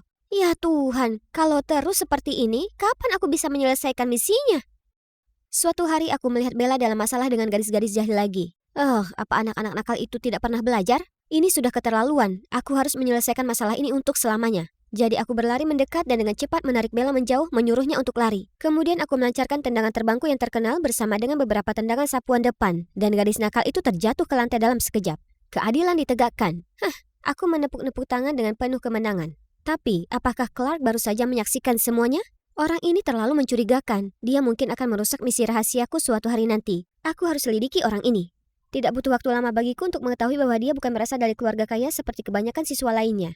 Dia masuk ke sekolah bergengsi ini dengan beasiswa karena kepintarannya. Sekarang disinilah aku, di toko roti keluarga Clark. Oh, gadis ini punya mata dan warna rambut yang sama dengannya. Kami mengobrol dan langsung akrab. Dia adalah Enola, adik Clark. Dia mengidap Down syndrome tapi dia sangat berbakat. Lihat, bukankah desainnya menakjubkan? Aku sedang membolak-balik buku sketsa Enola. Tiba-tiba Clark muncul dan menyeretku keluar. Kenapa kau mengikutiku ke sini? Aku tahu kau sedang merencanakan sesuatu. Siapa yang mencurigakan di sini? Kaulah yang selalu muncul secara kebetulan dimanapun aku berada. Aku hanya mengikutimu ke sini karena kau menguntitku dan terlihat mencurigakan. Hal itu membuat Clark terdiam. Lalu adiknya menghampiri kami dan berkata, Alexia, Enola suka sekali bermain denganmu. Kakak, biarkan dia masuk ke dalam. Sikapnya berubah drastis setelah mendengar hal itu. Dengan lembut ia memberitahuku kalau orang lain sering mengejek Enola karena kondisinya. Dia juga meminta maaf karena salah paham padaku dan menawari roti kayu manis gratis. Bukankah ini pertama kalinya aku melihatnya tersenyum? Aku belum pernah sedekat ini dengannya. Dan tiba-tiba aku merasa sesuatu berputar di perutku. Mungkin aku sudah terlalu banyak makan. Setelah itu konflik kami selesai dengan sendirinya. Aku dan Clark menjadi lebih dekat dan aku mulai mengenal sisi lain dari dirinya. Dia sangat lembut dan suka menolong. Semakin banyak kami berbicara, semakin aku merasa berdebar-debar. Oh tidak, apa yang terjadi padaku? Lebih buruknya, aku bahkan mulai merasa tidak nyaman ketika Bella dekat dengan Clark. Dia selalu membantunya dalam hal-hal kecil, seperti membukakan pintu, memegang payung untuknya, dan bahkan membuka botol air. Dia selalu bertingkah berlebihan seolah-olah dia ingin Clark melindunginya setiap saat. Tidak, tenangkan dirimu Alexia. Tidak, 036, kau punya misi yang harus dilakukan. Jadi, aku berpura-pura mengalami nyeri haid agar bisa keluar dari pelajaran olahraga dan menyelinap ke kantor Pak Smith lagi. Aku menggeledah tempat sampah, tapi tidak ada yang berguna. Kemudian aku melihat ada laci yang terkunci. Dan coba tebak, ada sebuah buku catatan dan sebuah amplop penuh dengan uang. Kemudian dengan mengarsir kertas dengan pensil, huruf-huruf perlahan muncul. Itu adalah alamat dan jam. Jadi kepala sekolah akan melakukan transaksi di sana? Oke, paham. Kemudian dalam perjalanan keluar, aku dengan cerobohnya menjatuhkan tumpukan dokumen di meja kerjanya. Tunggu, ada foto seorang wanita menggendong bayi dengan coretan. Aku mencintai kalian bertiga selamanya. Tapi Bella bilang padaku kalau dia anak tunggal. Lalu, siapa ini?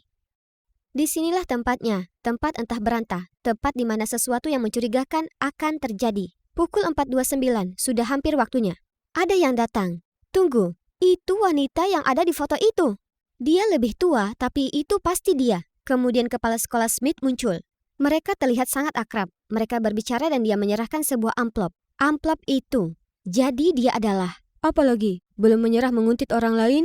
Oke, dengarkan baik-baik. Aku berpikir kepala sekolah Smith terlibat dalam kasus pelanggaran keuangan. Tapi bukan hanya itu, aku baru saja menangkapnya berselingkuh. Lihat. Tidak mungkin. Itu... Oke, aku akan merahasiakan ini tapi dengan satu syarat. Biarkan aku bergabung dengan penyelidikan ini. Kepala sekolah sudah membantu dengan beasiswaku. Aku rasa dia bukan tipe orang seperti itu. Apa? Dia mau bekerja sama denganku? Itu terdengar berisiko. Tapi selama aku tutup mulut tentang organisasi, aku bisa menghabiskan waktu tanpa Bella bersamanya. Bagus, kan? Beberapa hari kemudian, Clark menyuruhku menemuinya di sebuah kafe untuk membahas penyelidikan, namun sudah lama sekali, dan dia masih belum muncul. Lalu entah dari mana, sebuah kue yang indah tersaji di depan mataku. Ya ampun, itu Clark menyanyikan lagu selamat ulang tahun dan bahkan memberiku hadiah. Ulang tahun?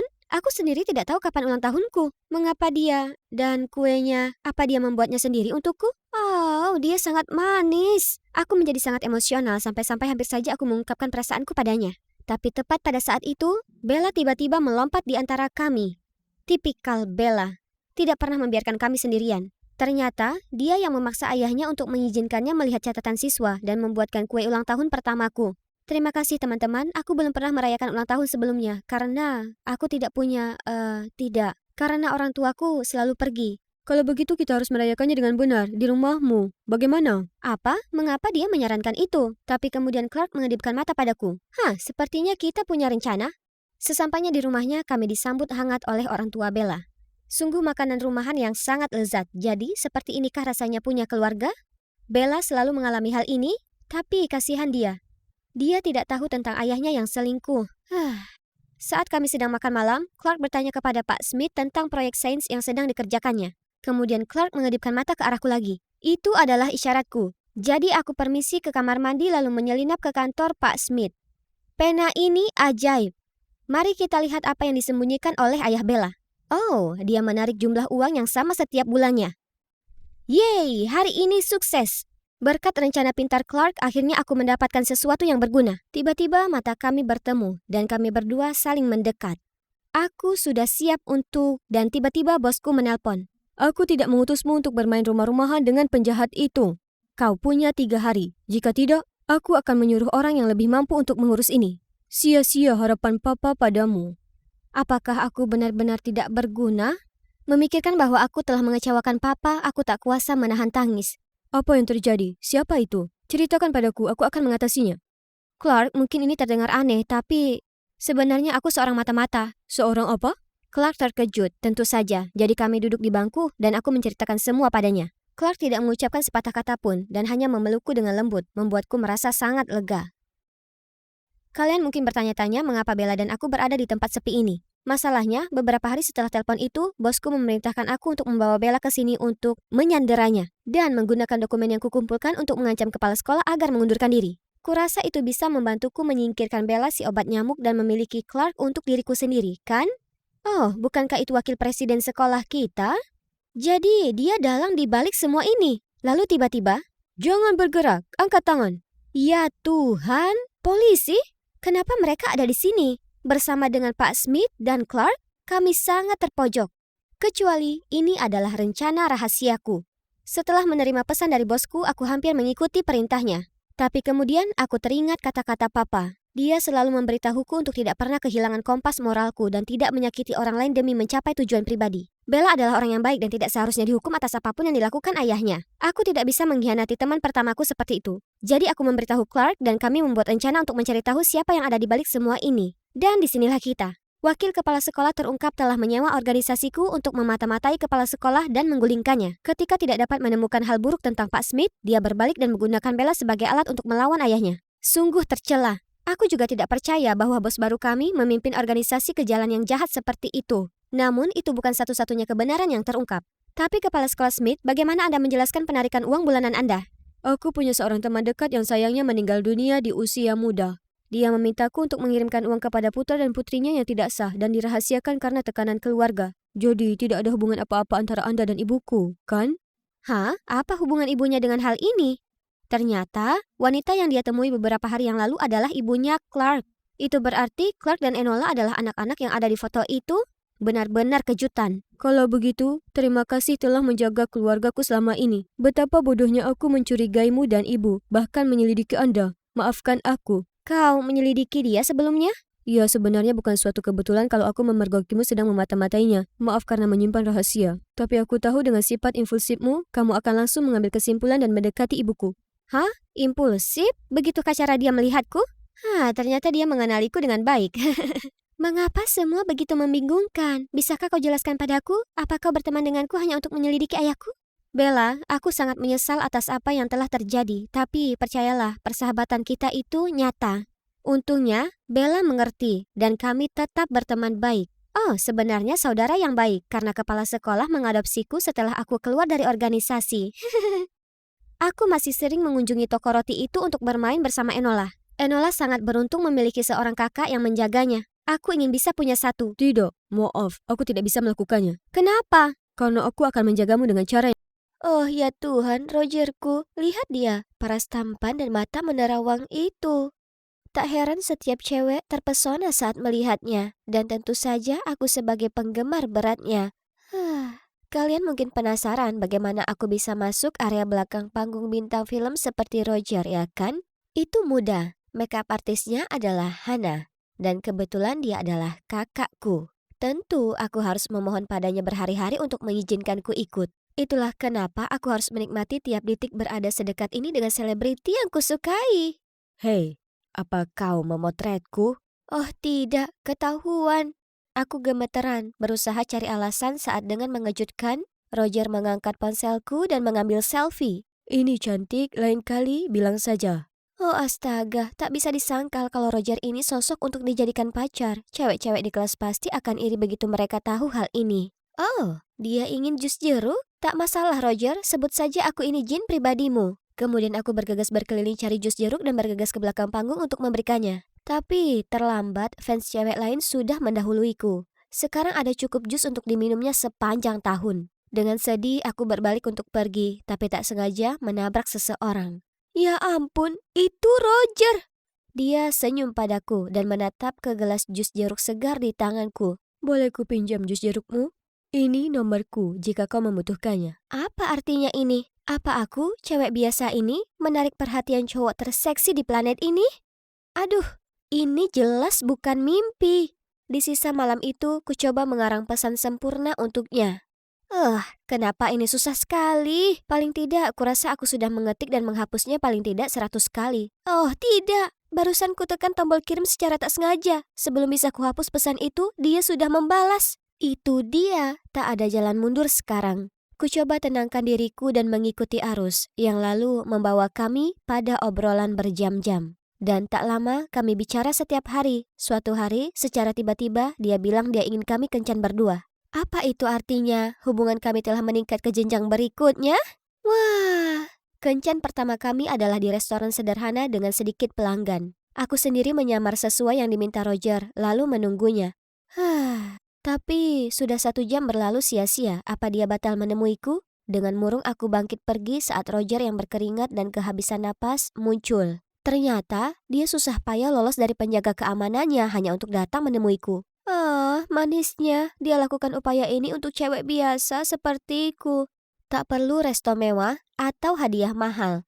Makan malam ini saja sudah yang paling romantis karena aku dapat sosok pria sejati di sini. Jangan bangunkan aku dari mimpi ini. Lalu sebelum kami berpisah, dengan lembut dia sematkan gelang bunga daisy di pergelanganku. Kencan diam-diam itu cukup mengasyikkan ya kan sayang?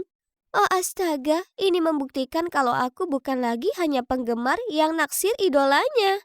Ya, kami resmi berpacaran secara rahasia. Hari berikutnya aku tiba di sekolah dengan mood terbaik. Aku bernyanyi di sepanjang jalan menuju kelas saat temanku Alba mengagetkanku. Hei, kau sudah lihat trailer film terbaru Roger? Itu keren. Aku sudah pesan tiket sneak show-nya. Itu bukan apa-apa. Aku sudah dapat tempat saat penayangan perdana film itu. Iri kan? Itulah pengaruh wakil ketua klub penggemar. Dan aku baru kencan makan malam terromantis dengan Roger. Oh, tentu saja itu sebatas yang ingin kukatakan. Nyatanya, yang bisa kulakukan hanya tersenyum lalu kembali ke tempat dudukku. Menjaga rahasia ini sungguh membuatku gila. Tapi kurasa pacaran dengan idola ada harganya. Dan aku tak keberatan membayar seumur hidupku. Tapi oke, di atas semua rahasia itu, seperti yang kalian tahu, selebriti selalu sibuk. Tak ada waktu pribadi yang tersisa. Jadi kami harus temukan cara-cara kreatif untuk nikmati waktu sendiri. Akhirnya, Hana pergi. Coba lihat, rambut, make up, baju, semua sempurna. Sepertinya tak ada orang di sekitar, sekarang aku harus segera ke Van Roger. Hei Hana, kenapa kau masih di sini? Wah, lihat dirimu, dandan rapi ya, ada acara apa? Aku cuma lupa barang-barangku, sampai nanti. Lalu kemudian aku segera ke belakang Van Rias. Phew, hampir saja. Untungnya aku sangat mirip kakakku dan sudah belajar beberapa kiat make up darinya. Jadi mudah saja untuk kupura-pura jadi henna dan menyelinap ke lokasi syuting. Biar kulihat apa kau ini Harperku pujaanku. Sementara memuji samaranku yang luar biasa, Roger tiba-tiba bungkam lalu berubah menjadi sosok yang benar-benar berbeda. Perilakunya berubah. Dia mendorongku menjauh, menuang kopi ke sepatunya dan mulai memakiku. Apa yang kau lakukan? Kau tahu ini berapa harganya? Bersihkan. Apa yang baru terjadi? Kuulurkan tanganku dan bertanya apa aku membuatnya kesal, tapi ada wanita yang menepis tanganku. Jauhkan tangan kotormu itu dari putraku. Oh, itu adalah Ibu Roger, Bu Walker, pimpinan perusahaan perfilman yang dikenal di kalangan industri sebagai wanita bosi dan selalu menyulitkan orang lain. Parahnya, suara kerumunan di luar juga makin keras. Oh tidak, lebih baik tak timbulkan masalah di sini.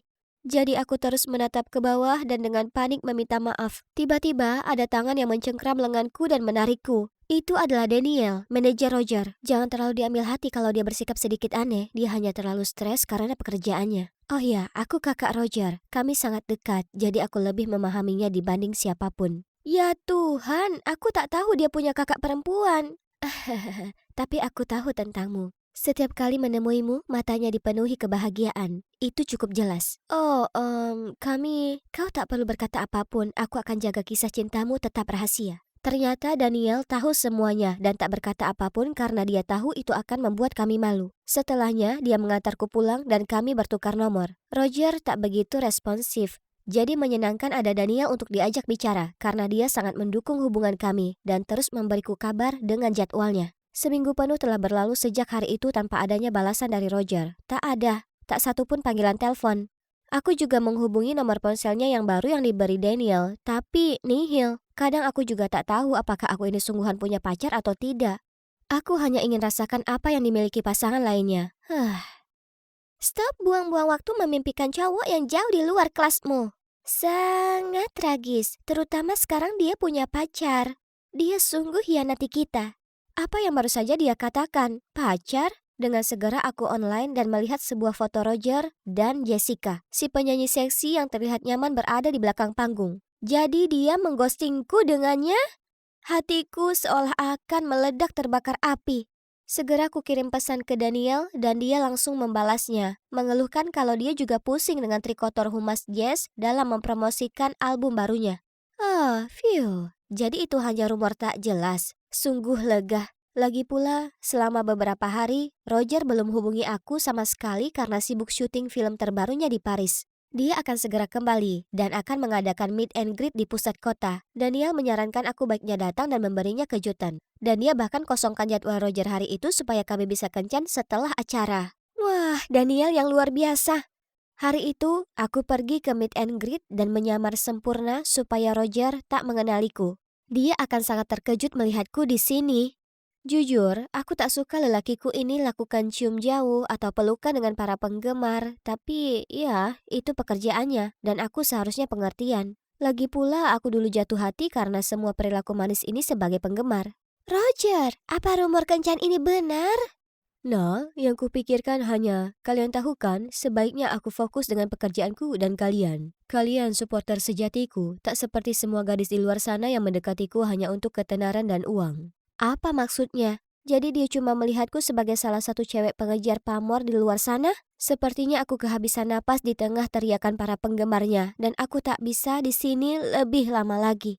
Aku terisak saat berlari keluar, memikirkan bagaimana Roger sebenarnya menganggap kami selama ini. Tiba-tiba ada mobil berhenti di depanku. Itu Daniel. Aku tahu sangat berat jatuh cinta dengan seorang selebriti. Tapi dari sudut pandang penggemar, itu sesuatu yang mereka ingin dengar darinya. Tentu saja dia tak bisa angkat bicara perihal hubungannya yang sesungguhnya, tapi kamu bisa. Maksudmu, tak ada yang salah dengan cintamu, dan kita punya banyak cara lain untuk mengekspresikannya diam-diam, ya kan? Apa yang dikatakan Daniel membuatku berpikir, Sophie mengejekku setiap hari karena bermimpi pacaran dengan idolaku. Tapi hubungan ini nyata, dan aku punya hak untuk menunjukkan cintaku, ya kan?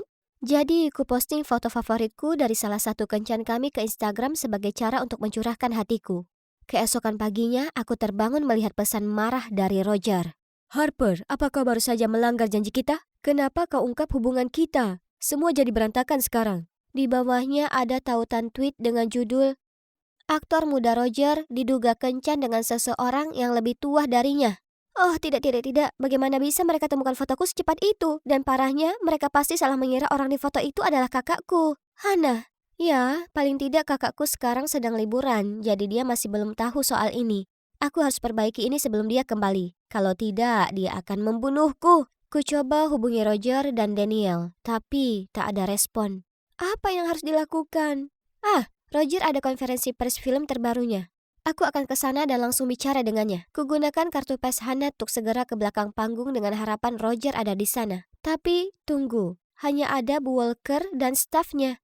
Kalian sebaiknya bersihkan skandal ini segera. Jangan biarkan itu pengaruhi konferensi. Sungguh menyebalkan. Makeup artis itu pasti bersiasat untuk mengambil untung dari Roger. Sekarang dia akan tahu rasanya jika karirnya hancur.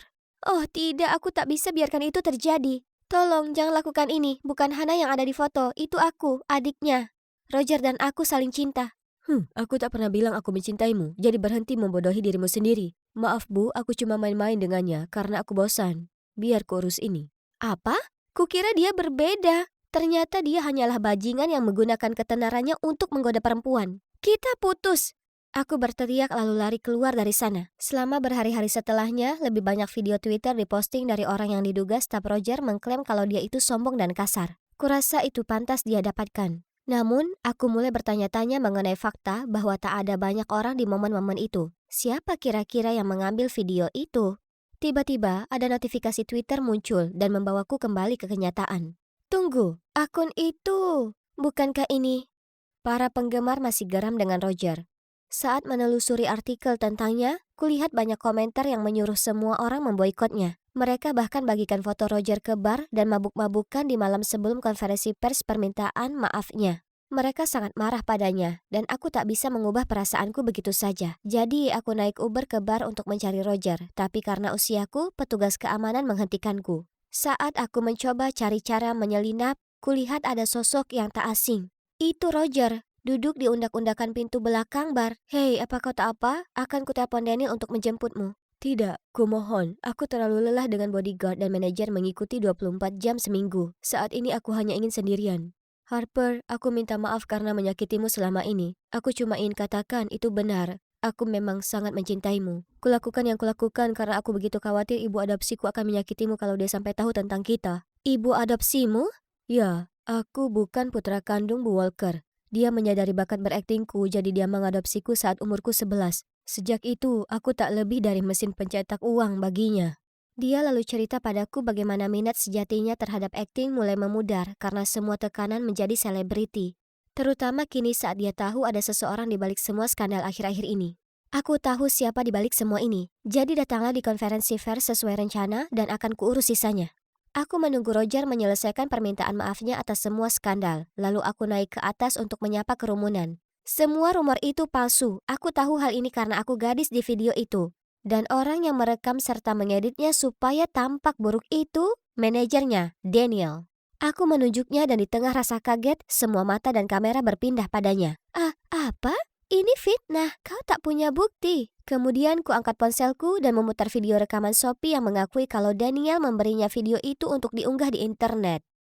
Sebenarnya di hari presentasi, Sophie tak sengaja mengungkap akun rahasianya yang tak lain adalah @cancelroger, salah satu staf terkait. Jadi aku langsung mengkonfrontasinya dan memberitahunya kalau dia bisa digugat karena pencemaran nama baik orang lain. Saat pertama kali ku dengar rumor soal Roger punya pacar, aku terbutakan rasa cemburu, jadi ku dengarkan Daniel. Mengingat dia manajernya, jadi mana mungkin aku tak percaya video itu benar. Sebagai wakil presiden klub penggemarnya, kuutamakan kepentingan anggotaku. Jadi tolong jangan menuntutku. Baiklah, itu aku. Lalu kenapa? Aku harus tunjukkan ke ibu kalau Roger tak seistimewa yang ia kira. Aku tahu Roger menyukai Harper. Jadi aku mendekatinya dan gunakan hubungan mereka untuk menghancurkan karirnya. Lalu ibu pada akhirnya akan memperhatikanku. Wah, benar-benar kejutan yang luar biasa, bukan? Jadi, bagaimana sekarang? Nah, niat asli Ibu Walker dan Daniel terbongkar untuk disaksikan semua orang. Ini membersihkan Roger dari semua skandal dan para penggemarnya semua kembali bersama-sama mendukungnya lagi. Dia kini punya manajer baru dan mereka tak ada masalah dengannya yang pacaran secara publik, yaitu aku. Wah! Oh, sedangkan Hannah kembali dari perjalanannya dan mendapati ia pacaran dengan salah satu klien selebritinya, ini tak terlalu baik untuknya. Tapi itu tak semuanya buruk, karena sekarang dia dapat banyak sekali pemesanan setelah skandal tersebut. Jadi harusnya dia berterima kasih padaku karena dia sekarang lebih laku. Akhirnya hari pertama di akuarium. Dan menyatakan aku merasa gugup masih belum cukup. Tenang saja, kau bisa mengatasi ini. Kau Ariel, bukan Naira. Aku tegas, bersemangat dan... Oke, mari kita masuk ke karakter. Senyum cerah, sudah. Sikap ramah, sudah. Aksen bicara Ariel, sudah. Aku putri duyung yang mempesona. Aku bahkan izinkan anak-anak kecil menempel stiker mereka di ekorku sambil ku jawab banyak sekali pertanyaan tentang Atlantik dan Pangeran Eric. Pengunjung terakhir adalah gadis kecil baik hati yang memberiku sekotak alat makan yang bisa dikoleksi sebagai hadiah. Oh astaga, sisir yang sangat cantik, tapi ini tampak langka. Apa kau yakin penjagamu akan setuju dengan hal ini? Tentu saja. Kakakku selalu berkata iya padaku. Gadis kecil itu memberi tanda seseorang di kerumunan untuk datang. Dan itu, Arsen, cowok tertampan di sekolah? Naira? Oh Tuhan, peranmu sebagai Ariel sangat pas. Aku tak tahu ada sisi ini darimu. Apa yang kau bicarakan? Aku tak tahu siapa Naira ini. Merasa panik muncul di diriku, ku angkat kostum ekorku dan lari dengan dua kakiku. Saat semua anak menatap kaget. Aku tak pernah ingin mengecewakan anak-anak itu, tapi aku sangat naksir Arsen dan tak pernah aku mengira dia akan ada di sini dan melihatku seperti ini. Di sekolah aku ini pecundang, bukan siapa-siapa. Namun, ketika aku berakting, aku merasa tak terlihat. Paling tidak, aku merasa begitu sampai sisi malu dan introvertku menghalangi impianku untuk tampil. Hari itu, mentor klub drama kami umumkan drama sekolah kami tahun ini adalah Legally Blonde. Aku suka sekali film itu, sampai aku hafal semua dialognya. Aku tak bisa biarkan kesempatan ini terlewatkan, jadi saat mentor tanya siapa yang mau peran utama, sebagai Elle Woods, ku beranikan diri dan angkat tangan. Seisi kelas jadi hening, lalu tiba-tiba tertawa terbahak-bahak. Oh, kumohon, bagaimana mungkin pecundang sepertimu perankan Elle Woods yang glamor? Parahnya lagi, mentor setuju dengannya dan mengatakan aku mungkin lebih cocok untuk peran wanita perias kuku. Lalu dia katakan peran itu sebaiknya untuk orang yang ramah dan berpengaruh, seperti Eliza. Apa? Eliza punya rentang emosi setara 1 sendok teh. Harus ku dapatkan peran ini. Jadi ku tunggu hingga pertemuan selesai, lalu bicara dengan mentor secara pribadi. Maaf, peran Elu tidak untuk yang demam panggung. Naira, akan ku pertimbangkan kau untuk peran itu, tapi hanya jika kau bisa buktikan padaku kalau kau bisa lakukan ini tanpa rasa takut menguasaimu. Jadi berusahalah berlatih dengan keluar ke publik dan berinteraksi dengan orang asing. Biasakan dirimu sendiri nyaman di depan kerumunan, bisa kau lakukan itu? Dengan tekad kuat, aku langsung mencari pengalaman bersosialisasi, dan itulah kenapa aku melamar pekerjaan ini di akuarium. Tapi aku tak pernah mengira ada teman di kelas yang akan muncul, apalagi Arsen. Dia bahkan menyusulku saat di sekolah hari berikutnya, bersikeras kalau dia melihatku di akuarium. Dan tipikalku, karena gelisah dan malu, aku berseru. Mungkin kau salah mengira aku dengan saudara kembarku, Cora." "Oh, kalau begitu, bisa ku minta nomornya atau bisakah kau aturkan untuk pergi kencan dengannya?" Cara dia bersinar dengan penuh percaya diri sungguh mengagumkan. Wah, aku tak menyangka dia begitu menyukai aktingku. Sungguh ironis. Tunggu, bagaimana kalau aku terus perankan Cora dan pergi kencan dengannya? Aku bisa melatih aktingku jadi cewek yang luar biasa ramah ini, sembari habiskan waktu bersamanya. Menggiurkan, ya kan? Oke, tunggu di kafe buku dekat sekolah hari Minggu jam 3 sore. Aku akan beritahu Cora soal ini. Aku sudah mempersiapkan untuk kencan ini sepanjang pekan. Setelah melihat banyak tutorial di YouTube, aku akhirnya bisa memadukan tampilan yang berani ini. Yang perlu dilakukan hanya memasang tampilan percaya diri Cora untuk mencocokkannya. Jadi aku berlenggak-lenggok ala Bella Hadid masuk ke kafe. Melewati para pengunjung yang melongo dan menghampiri tempat duduk Arsen dan menyelanya yang sedang membaca. "Hai, apa itu buku Rick Riordan?" Iya, Heroes of Olympus. Apa kau juga penggemar Riordan?" "Apa kau bercanda? Aku sudah baca semua karyanya." Iya, memecah ketegangan berhasil. Kami terhubung melalui kecintaan kami pada novel fantasi dan hal-hal kutu buku lainnya. Aku tak ingin kencan ini berakhir, jadi ku ajak dia ikut ke tempat rahasiaku. Aku menutup matanya hingga kami sampai sana. Jadi cowok yang manis, dia menurut saja. Meskipun dia tampak tak yakin akan apa yang terjadi. Saat ku nyalakan lampu dan terlihat arena es, wajahnya berbinar. Kemudian salju turun. Aku merasa seperti adegan dalam film Frozen. Lalu kami menuju arena es tersebut dan Arsen langsung terjatuh di pantatnya. "Berhentilah tertawa, ini pertama kalinya bagiku, oke?" Arsen yang malu sangat tampan. Aku menuntunnya berkeliling arena dan mengajarinya gerakan. Saat aku menatapnya, kulihat dia balas menatapku dengan senyum lebar di wajahnya. Lalu tiba-tiba dia menarikku, dan aku jatuh tepat di pelukannya. Wajah kami begitu dekat dan aku bersumpah kami hampir ciuman.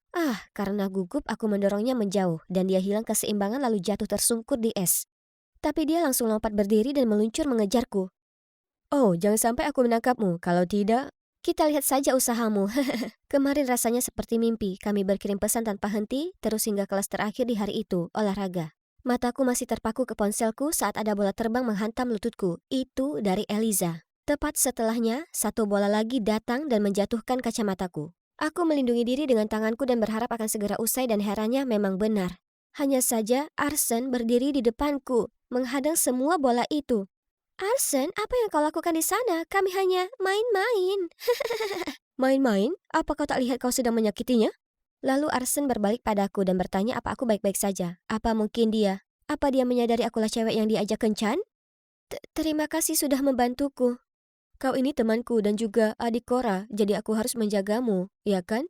Oh, dia tak mengenaliku. Itu artinya aktingku luar biasa, ya kan? Lalu kenapa aku merasa sangat tak nyaman soal itu?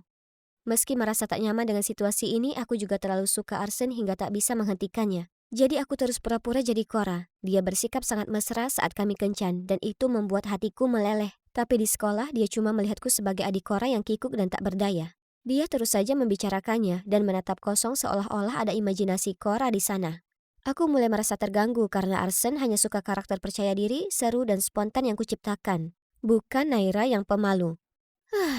Tapi aku tak bisa menyalahkannya, bahkan aku sendiri tak menganggapku bisa disayang.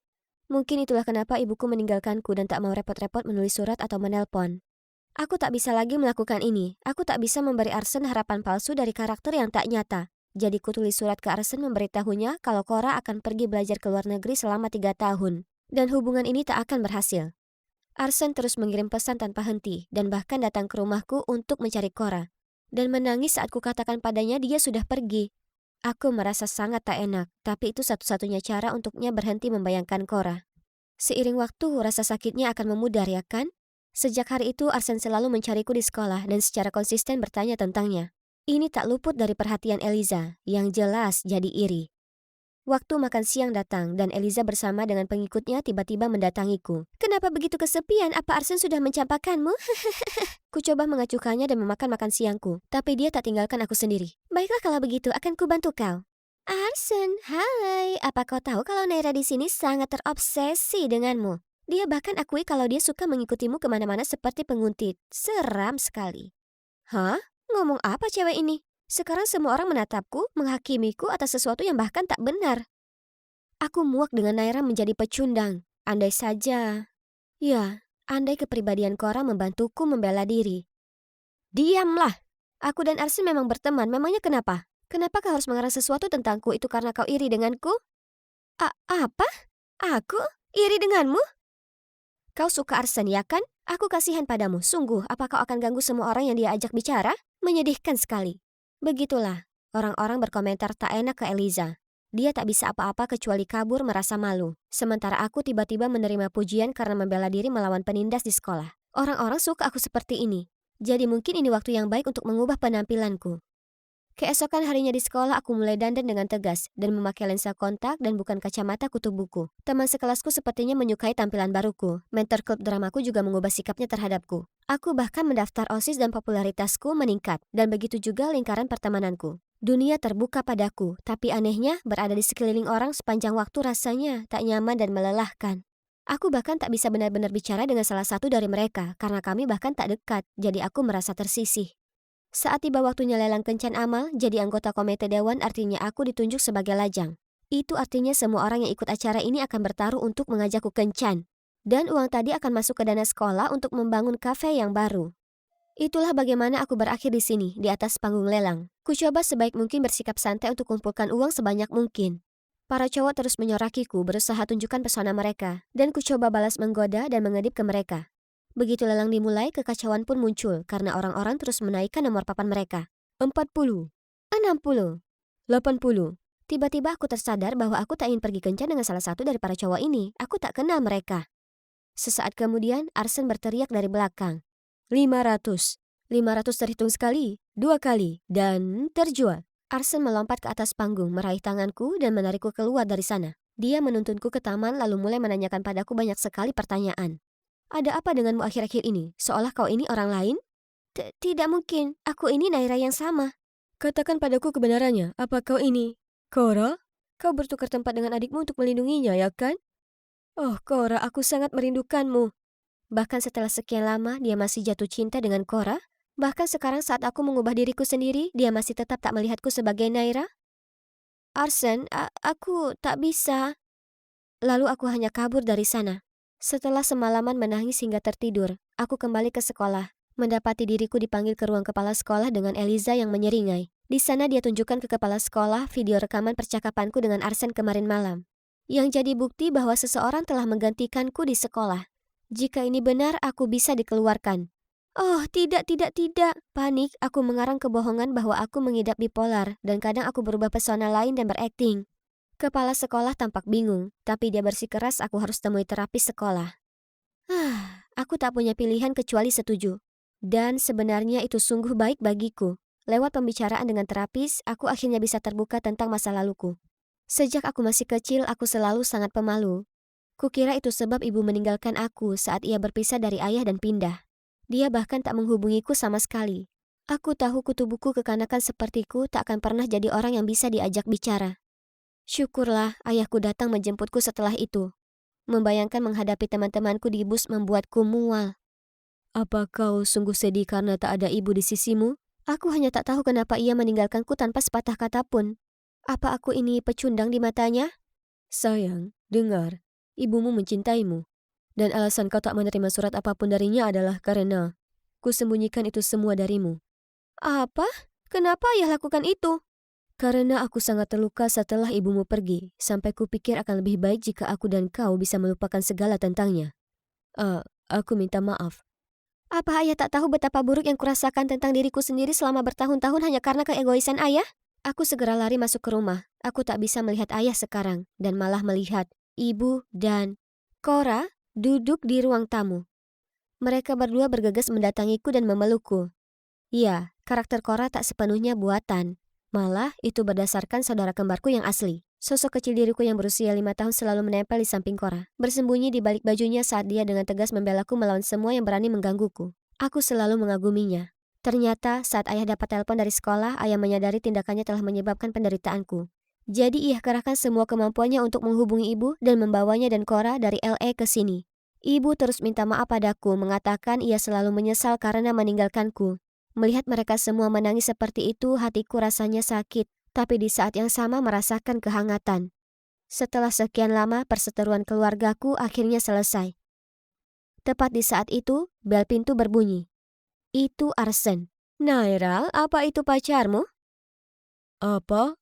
Aku langsung menariknya pergi dan kali ini aku mengakui semua kebenaran kepadanya. Kukatakan padanya bagaimana aku bohong soal gadis di akuarium itu, Cora. Karena aku tak mengira dia akan menyukai aku yang asli karena aku tak percaya diri. Tapi perasaanku padanya nyata, itulah kenapa aku coba begitu keras untuk mendekatinya. Tapi kupikir setelah ia tahu kebenarannya ini akan berakhir, jadi aku pergi saja. Akhirnya aku kembali.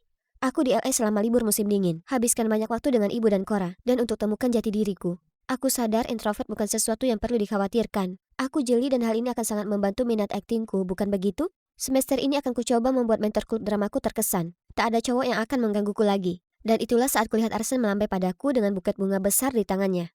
Arsen, kau sedang apa di sini? Kukira kau masih marah padaku. Ya, aku banyak memikirkannya. Dan jujur yang terjadi di antara kita jadi rumit. Jadi aku ingin lebih mengenalmu lagi. Hanya saja kali ini bisakah kau jadi dirimu yang sesungguhnya? Karena aku sangat ingin mengenal Naira.